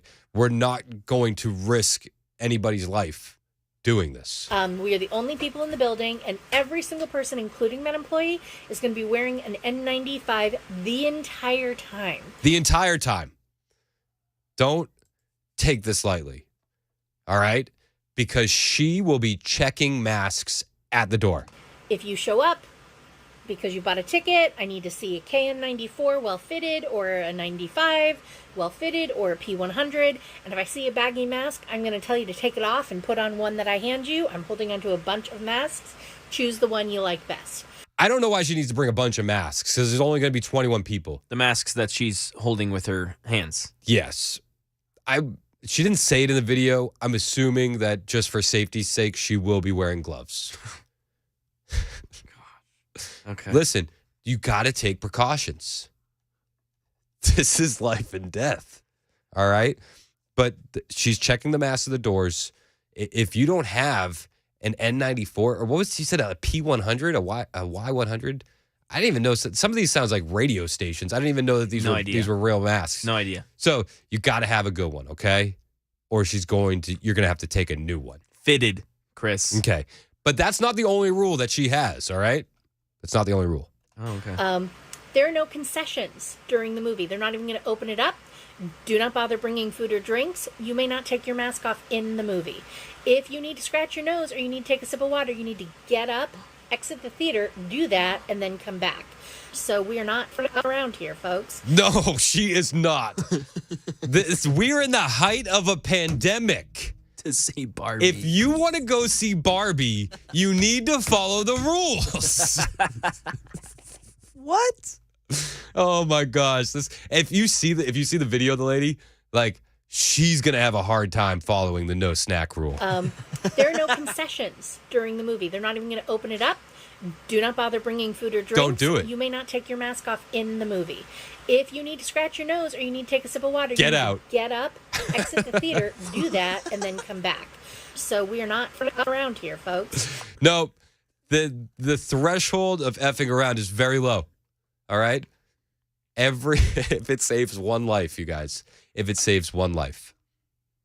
Also, there's more rules. Okay?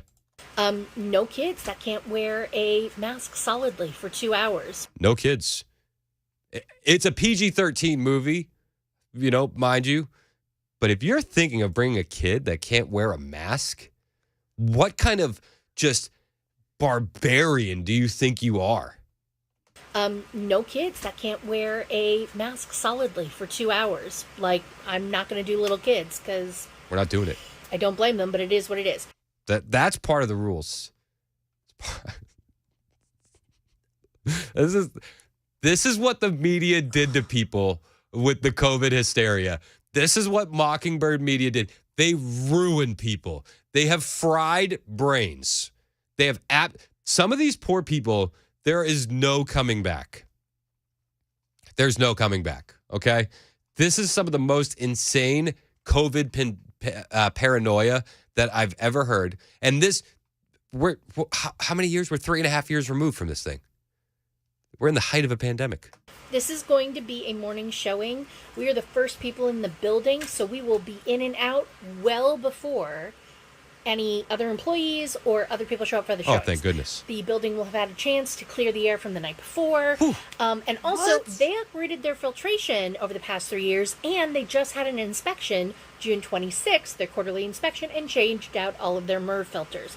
So they're in a pretty good spot. We're in a pretty good spot, guys. I personally looked over the inspection reports. I double-checked when they rechanged those filters. We're going to have 12 hours since anybody's been in the building.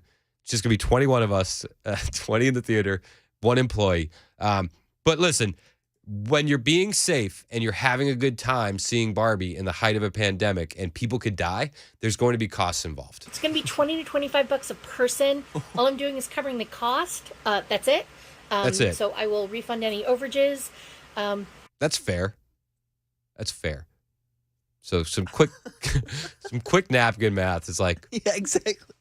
like around $500, right? For this whole thing. The whole Barbie during the height of a pandemic experience. It's going to cost about $500. That's fair. That's equal value to what you're getting. And like she said, that's all you're going to spend because the concession stand is not going to be open. Forget popcorn. She will provide the mask for you, so you don't have to buy your own mask. So you're not going to get gouged at the concession stand. That's absolutely fair. And she'll refund any overages. So, and listen, also, she understands your hesitancy going to see Barbie during the height of a pandemic. You know what I mean? Like, it's okay to be nervous. Like, we get it. It is a risk. I don't know how else to put that. It is definitely a risk to be in a building for 2 hours. Makes me anxious. I'm anxious just thinking about it. It is absolutely a risk. It's a calculated risk. You know what I mean? It's got to be worth it. So Barbie. She has done the math. She didn't say anything about this, but I assume there's going to be a couple seats in between everybody. So, you're going to have there's going to be 12 hours in between when anybody was in the building. New filters. They check the inspection report. Got to wear your mask the whole time. No snacks. We understand your hesitancy, but it's a calculated risk, okay?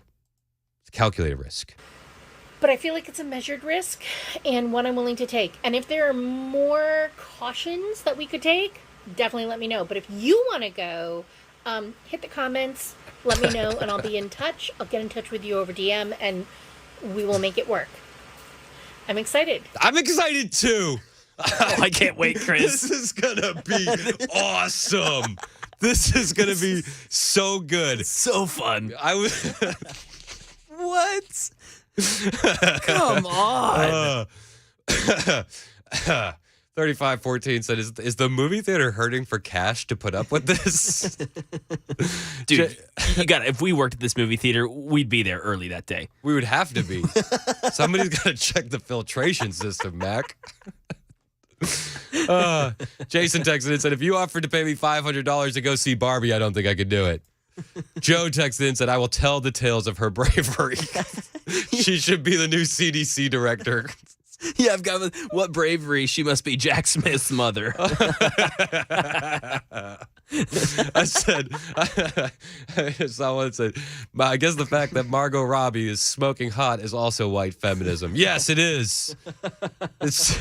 Listen, we know that there's white feminism involved, guys. We know this is a calculated risk, but it's worth it. Even if it is white feminism. Even if it is white feminism. This is... 5411 said she would be a great guest for The View. Oh, my gosh. 0203 said, so how many breaths can I take during the movie? 3. Yep, you only get 3. Yeah, you choose them wisely. 5866 said, obviously no singing. Oh, my gosh. Wow. This 4576 said, this lady's immune system must be as strong as a wet paper bag. 2645. I want to go just to cough and see the reaction. Oh, my gosh. You would be thrown out so fast.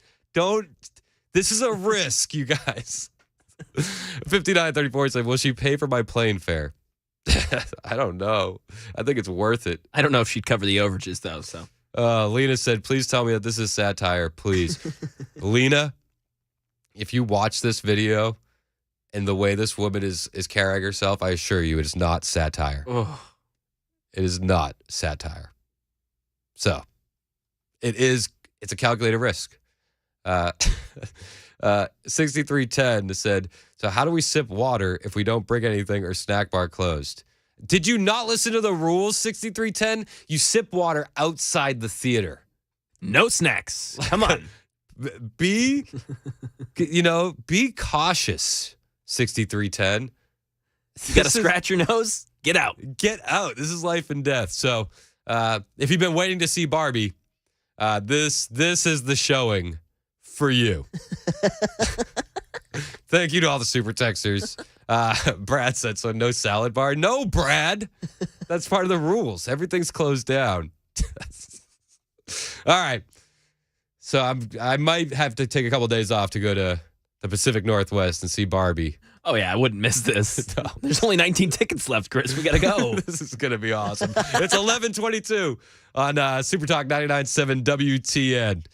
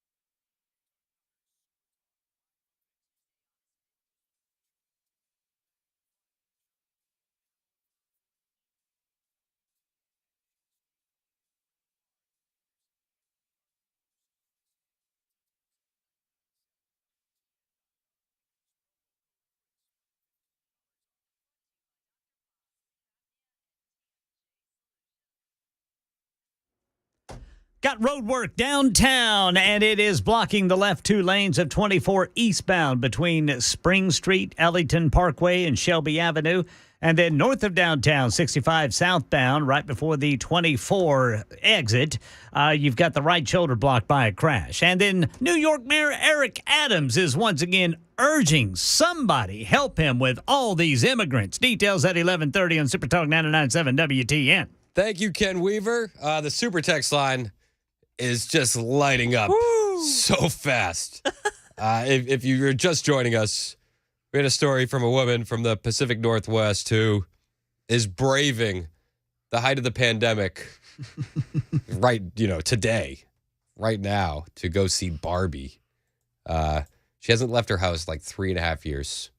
And she's willing to go see this movie despite what it really is at its core. Even if it is white feminism. White feminism. Oh my gosh, this lady's crazy. White feminism is, as you would assume, the most racist, intolerant form of feminism there is. But I love the super texters. You guys make us laugh. Me and Mac have literally been reading these super texts, laughing in here. Kill us, man. So funny. I forget what number it was, but Jeremy texted. She goes, "She sounds cute. I can fix her, guys." That's great. We got one. Here it is. 4295. I'd say she was crazy before COVID. Yeah, that may be true. I know, but you cannot blame. You can't blame her too much.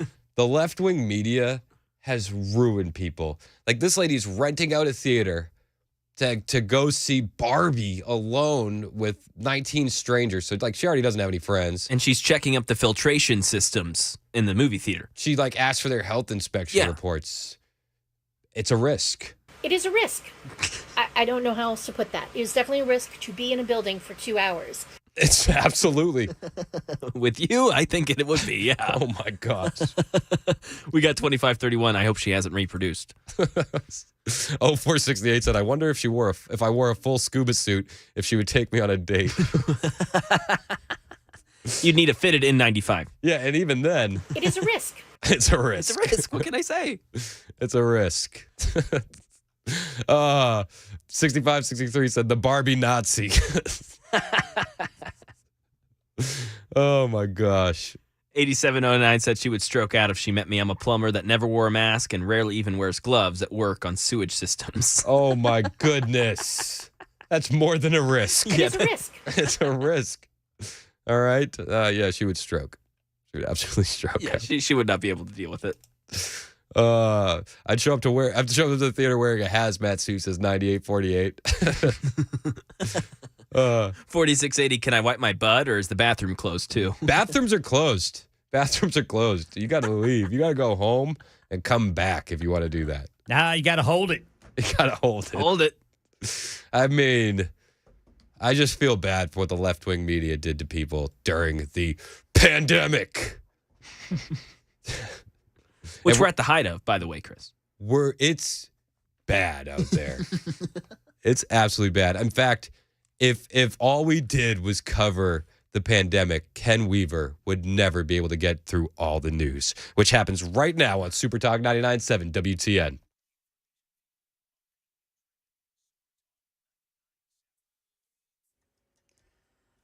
$11:30 on the dot this Wednesday morning. I'm Ken Weaver with your top stories. We'll tell you about the 2 waves of potentially severe weather on our way coming up during the full forecast in 2 minutes. New York Mayor Eric Adams is once again urging state and federal lawmakers to do something to help take care of the influx of migrants that have come to his city. If things do not change, our new estimates have us spending nearly $5 billion on this crisis in the current fiscal year. State attorney, which Florida Governor Ron DeSantis is suspending in Orlando for being soft on crime, says it's a political hit job. I am your duly elected state attorney for the 9th Judicial Circuit, and nothing done by a weak dictator can change that. Well, Monique Worrell's suspension comes after her office let a child rape suspect out on bail. That suspect now accused of shooting 2 Orlando police officers on Friday. That's the latest news. Weather's next. I'm Ken Weaver, WTN News. A Roth IRA versus a traditional IRA. Which one should we do? A lot of people struggle over this particular decision. And I'll just give you a couple tools to figure out what might be better for you. Think about it this way. Let's say if I had $1,000 that I was thinking about investing, that was income, $1,000 of income. With an IRA, let's say that you're in a 30% tax bracket. Let's say there is such a thing. And you want to put this money in an IRA. You're going to save $300 in taxes. Now, if you go post-tax with like a Roth IRA, this is how much goes into the Roth IRA. Now, let's say that later on down the road, we have this money and it didn't grow at all, just to keep the math really simple. And let's say that at some point in the future, you're in a lower tax bracket, because the way our tax system works is that your first income is taxed at a really low rate, and then you get up into higher rates, 10%, 12%, 22%, and so on and so forth. It gets higher. If you're earning income and you're at that particular tax rate up there, you might want to avoid that tax rate right now and take the income at a later point in time when you're in a lower average tax rate. Now let's say that you're in a 10% bracket down here when you pull the money. How much are you going to pay in taxes? 10% of $1,000 is $100. How much do you get to spend? $900. Well, even though I didn't have growth, I had growth because of the difference between my tax rate here and here. And that's the idea. That's one of the things that we look at. We look at Social Security taxation, income taxation, and a lot of factors that might drive you into higher or lower brackets in the future.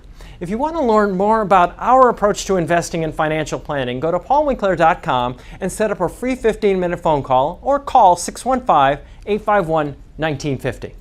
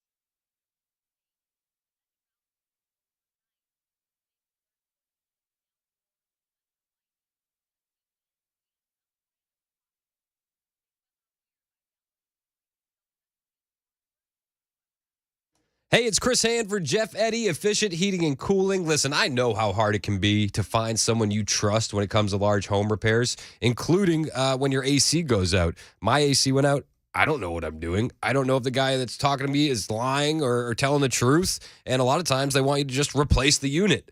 So what do? Well, I'll tell you what to do if you're in that bind. Call my friend Jeff Eddy and Efficient Heating and Cooling, because Jeff Eddy is a good man, a family man, a Christian, and he will give you the honest truth about what needs to be done with your heating and cooling unit. If you're trying to make the decision to repair or replace your system, Jeff and his crew will walk you through every option and every scenario so that way you can make the correct decision. And again, most companies are just going to pressure you to replace the system because they make more money that way. But with Efficient, they're offering up to 18 months, same as cash financing on your next unit. They're a diamond contractor with Mitsubishi Electric, an elite pro partner with Rheem, and Jeff Eddy is, again, honest, truthful, good guy, family guy, Christian. I know that he's a good guy because I've spent time with him. If you're looking to have your AC looked at right now, this is not the time when you want it to go out. Call my friend Jeff Eddy at Efficient Heating and Cooling, efficienthvac.net, or call 615-784-4424.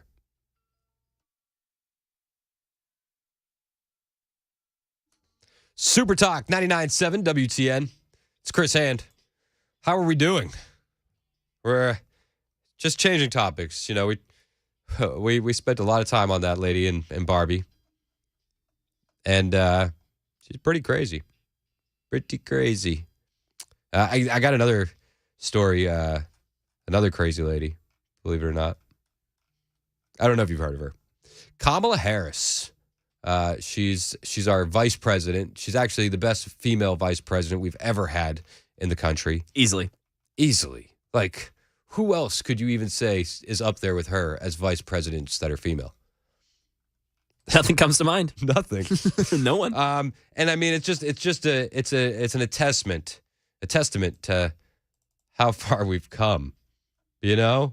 I mean, think about that. Think about how far we've come. Sean, we come a long way, haven't we, brother? Yep, we've come a long way. Come a long way. I broke my own rule about Kamala Harris's laugh, but I will say this is a new laugh, not a canned laugh. All right, I won't do it again. Maybe one more time. All right, now I'm done. I promise. All right, so Kamala Harris, she's just going on these speaking tours. You know, doing whatever she can to position herself as one of the people that will pick up the pieces, if you will, from the Biden regime when it eventually collapses, falls, crashes, and burns, however you want to put it. But yeah, she says, look at how far we came. Yeah. Well, CNN, the left-wing media mouthpiece, CNN is reporting that more than half of Americans believe the economy is still in a downturn and conditions are continuing to worsen. That's what CNN reports. Look at how far we've came. Kamala Harris, she doesn't believe any of that, you know? She doesn't. And you remember years ago how they would debate and talk about, trickle-down economics, that'll work for working people because you see the benevolence of the wealthy will trickle down on the rest of us. That's where that trickle-down economics theory came from, right? That was what that was about. Well, there was no trickling. It didn't happen. I don't know. I saw a lot of things trickling on Hunter Biden's laptop, but that's a different story for a different day. Speaking of Hunter Biden, he's getting wired $147,000 for a brand new Porsche so that way he can drive around through residential neighborhoods at 172 miles per hour and smoke crack. But he doesn't pay his taxes. If I didn't pay my taxes, I'd get in trouble. But yeah, I mean, trickle-down economics, so it sure didn't work. But is the Biden economy working for anyone? I mean, just looking at recent history, the economy was pretty good under Trump. You know, Cliff Notes version, middle-class family income increased nearly $6,000, which was more than 5 times the gains during the entire 8-year Obama administration. The unemployment rate reached 3.5%, which was the lowest in half a century. And Trump achieved more than 40 months in a row with more job openings than job hirings. But yeah, but the Biden team and Kamala Harris, they've come a long way. They're doing far better, right? Absolutely they are. They're killing it out there. And when we did recall, these fancy people used to say, well, a recession is inevitable. Now, however, those same people acknowledge that President Biden and I have delivered strong and steady growth for our nation. Oh, okay. So the fancy people, who are these fancy people that predicted a recession? And are we sure we're not heading towards that? I feel like we may have been in one for quite a while already. And the Biden team, the Biden admin brags that he reduced the deficit by $1.7 trillion. That's one of the things they're always saying. More than any president in just 2 years. But in reality, he let $2 trillion in pandemic spending expire on schedule. So that was $2 trillion off the books because he just let it expire when it was supposed to. And then he added $300 billion in new spending, which is where he got the 1.7 number, leaving the yearly deficit nearly 40% above pre-pandemic levels. So equally disingenuous claim.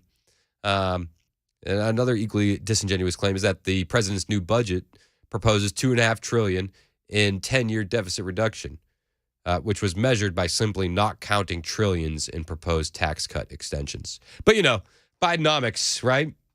Bidenomics. It is so catchy. Bidenomics.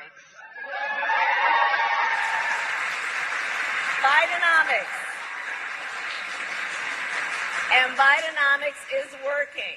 If you say Bidenomics 3 times in the bathroom with the lights off and then flip them on real quick, Kamala will be standing right behind you doing this.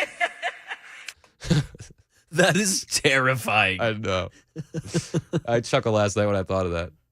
That's good. I was like, that's a good one. No, that would have frightened me at 7th grade. Remember the Bloody Mary, Bloody Mary? Yeah, Bloody Mary? of course. Yeah, middle school. You're like, oh my gosh. No, that's way more scary. Yeah, so do that tonight. After midnight, you say Bidenomics 3 times in the mirror, just like this. Bidenomics. Bidenomics. Don't say it 3 times. But yeah, I mean, listen, with a word that catchy, things in the economy can't be that bad, right? I mean, the Biden admin keeps saying things are good, you guys.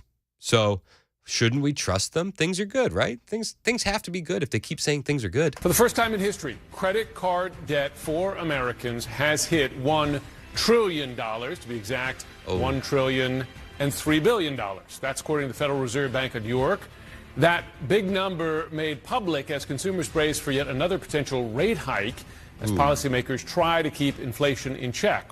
I think that means Bidenomics is working, right? Just record credit card debt. That is that how does that mean it's working? I don't know. I don't know how that happens. I don't know. Hey, this is where we're at in the Biden economy. 8548 says Bidenomics is working exactly as it's supposed to. Yeah, that's what I thought. It's working, right? It's working. Record credit card debt. We're staving off a recession.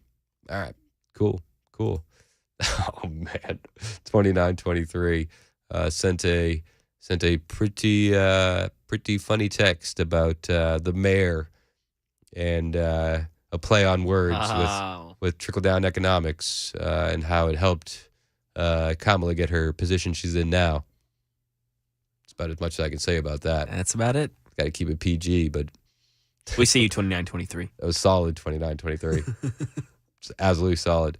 Me and Matt keep talking that we want to do a podcast at the end of every week where we read the best super text from the week or super text uncensored, and that would be when the text from 29-23 would be read. We're working in its full, entirety. We're working on it. If you would like to hear a super text uncensored podcast, let us know, please, because we're not going to do it if nobody listens. Does anybody listen to us now? Are you there? Hello? Hello? Is this thing on? All right, so Kamala Harris, she's putting herself out there. She's saying things are good. Things are awesome. Mayorkas was also out there yesterday. And he, listen, we had the thing the other day where Antony Blinken put out a tweet where he said that, Russia can't jail its political opponents. Meanwhile, while they're indicting political opponents, it's like the left doesn't understand their own hypocrisy. Like they love the smell of their own farts so much that they can't understand their own hypocrisy. And then Mayorkas, he goes and does the exact same thing yesterday. Do not wait until a crisis comes to start preparing for one. Do not wait until a crisis comes to start preparing for one. Oh, gee, thanks. Thanks, Alejandro. Like the border? Have you been prepared for the border? Until a crisis comes to start preparing for one. An ounce. You hear the one guy who's just like, he's like the hype man back there. Like they probably had a discussion about this before. He's like, listen, this is my line. When I say that, you jump in and start the applause. He's like, got it, boss. I'm there. He's like, just waiting in the wings for that. He's waiting in the wings for that moment. Ready? Until a crisis comes to start preparing for one. An ounce. So dumb. I want to save this applause track for any time I do something good. It'd just be. It reminded me of Jeb Bush on the campaign trail in 2016, where he said this. Please clap. You never heard that, Mac? Oh, that's so bad. No. Yeah, he said something about some war or something like that, or something about the economy. He said something that he thought was really good, and he looked around the room and nobody reacted, so he just hit him with a Please clap.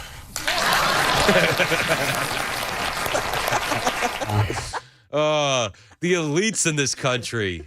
Am I right? Am I right? Oh, geez. They're all so dumb. I'm sorry. Please clap. That's so good. I mean, which one is worse? Alejandro Mayorkas having his hype man waiting in the wings? Start preparing for one. An ounce. You know, like he's like, I can't have a Jeb Bush moment. You got to be there waiting. go. Like, just get everybody going, all right? He's like, got it, boss. An ounce. In the middle of his, he's like still finishing. He's like, yeah. Like, which one was worse, Mayorkas or Jeb? Please clap. I think Jeb narrowly just edges him out. Just a little bit. Just a little bit. Because, like, while Mayorkas sounded pre-planned. To start preparing for one. An ounce. Jeb asked for it. Please clap. So sad. It is so sad. Please clap. Please clap. Please clap. That would have made me never clap. Why would you clap for No. somebody that says please clap? No. Like, dude, I'm out. Come on, dude. I'm out on clapping, bro. Yeah, exactly. Clapping is not my thing. That's gone now. Like, I'd be like Larry David. Like, I just don't sing happy birthday for anybody. I just don't clap. Not my thing. 6929 said someone forgot to turn on the applause sign. 8548 said Joe Biden did the same thing in a speech. You can clap now. I missed that one. I really go out of my way to not hear Joe Biden speeking. Like, unless I Don't see wanna it do that. everywhere, it's like an absolute gaffe machine that I can't ignore. I'm not making a point to go. Kind of like yesterday. Listen, I rarely listen to doctors, and I definitely won't listen to a fake doctor. You know, that's my stance on that. So this 5934 said the clap was phoned in from Portland. That's a good one. Oh my gosh, these people are so funny. Everybody's sending in inappropriate texts about trickle-down economics and Mayor Willie Brown. Oh, jeez. All right, 615-737-9986 if you want to be a part of the show. Make sure you find me on social media so we can I can ask you to clap for me off the air too. I'm at Chris Hand on Air on Twitter, Instagram, and Truth Social. And if you follow me, you know I will say, please clap. It's the Chris Hand Show on Super Talk 99.7 WTN.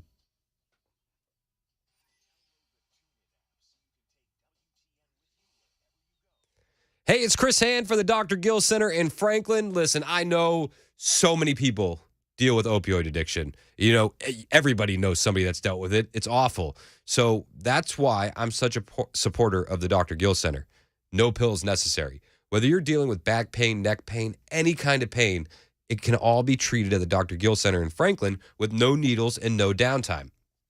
At the Dr. Gill Center, they've been helping people get back to a pain-free life for over 30 years. And right now, the Dr. Gill Center wants to offer a special offer to those of you out there that are suffering with pain and looking for a non-surgical solution. So right now, today, $49 gets all new patients your initial examination, an x-ray, and a complete review of findings. So less than $50 to find out what's causing your pain.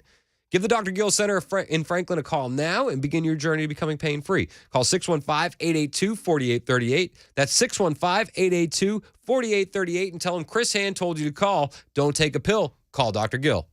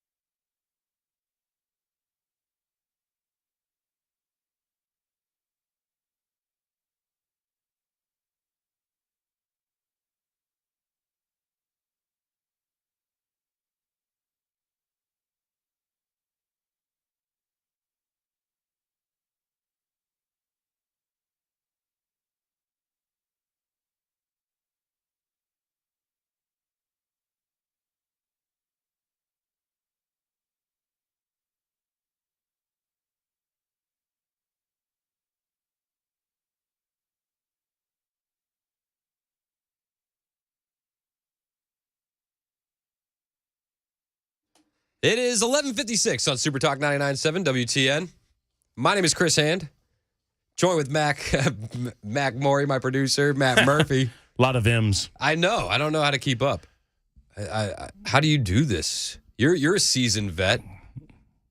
I'm seasoned. You're having a good time. We're all having a good time. We're having fun. We're having fun. I learned you gotta keep it light sometimes. We do. I learned a new thing today. What'd you learn? Did you ever hear the word white feminism? I learned that. I was today old when I learned that as well. I didn't know that was a thing until I heard it on the Chris Hand Show on Super Talk 99.7 WTN. It is a thing. Even if it is white feminism. White feminism. I want to get this woman in my life to figure her out. 3.5 years. Is she real? That's real? 100 real. Like 100%. Has not left the house. Well, we're in the height of a pandemic, Matt. After all. I mean, even after Joe Biden told her it was okay to go outside, she didn't go outside. I don't know. I think she's waiting for another booster or something. Maybe so. Well, maybe that's what she got, the Barbie booster. The Barbie booster. Infuse some of that pink into your blood and see what happens. Of all the movies to risk a life-threatening pandemic for. Sound of Freedom? No. No. Oppenheimer? No. No. Schindler's List? No. No. It is a risk. It's a risk. It's a risk. I don't know how else to put that. It is definitely a risk to be in a building for 2 hours. Buildings are scary. Liberals are funny. Listen, sometimes on the Chris Hand Show, we just try to laugh to keep from crying. It's a good policy. It is. I just scream for 3 hours. I like that too. Yeah.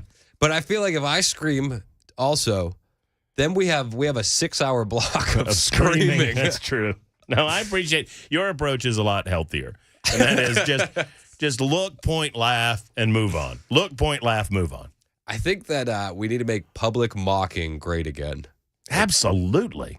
I don't know. Yep. Well, I do. I'm telling you, Mac. Fair enough. By the way, I love your theory, and I'm not trying to jump in front of this parade, so I'm not going to. Yeah. But I suggest to you that I've thought this. I've just not had the courage, the Chris Hand courage, to say it. Corn Pop was the good guy. I agree with you 100%. Corn Pop deserves a redemption arc like nobody has ever seen. He's dead. You never get your flowers while you're alive. R.I.P. Corn Pop was a good dude. I don't care who says it. I don't know what that means. Please don't put me on video doing that. I don't know what that means. I just meant peace. That's all I meant. All Corn Pop wanted to do was not have kids rubbing Biden's legs at the pool. Hey, man, stop asking the kids to rub your hands.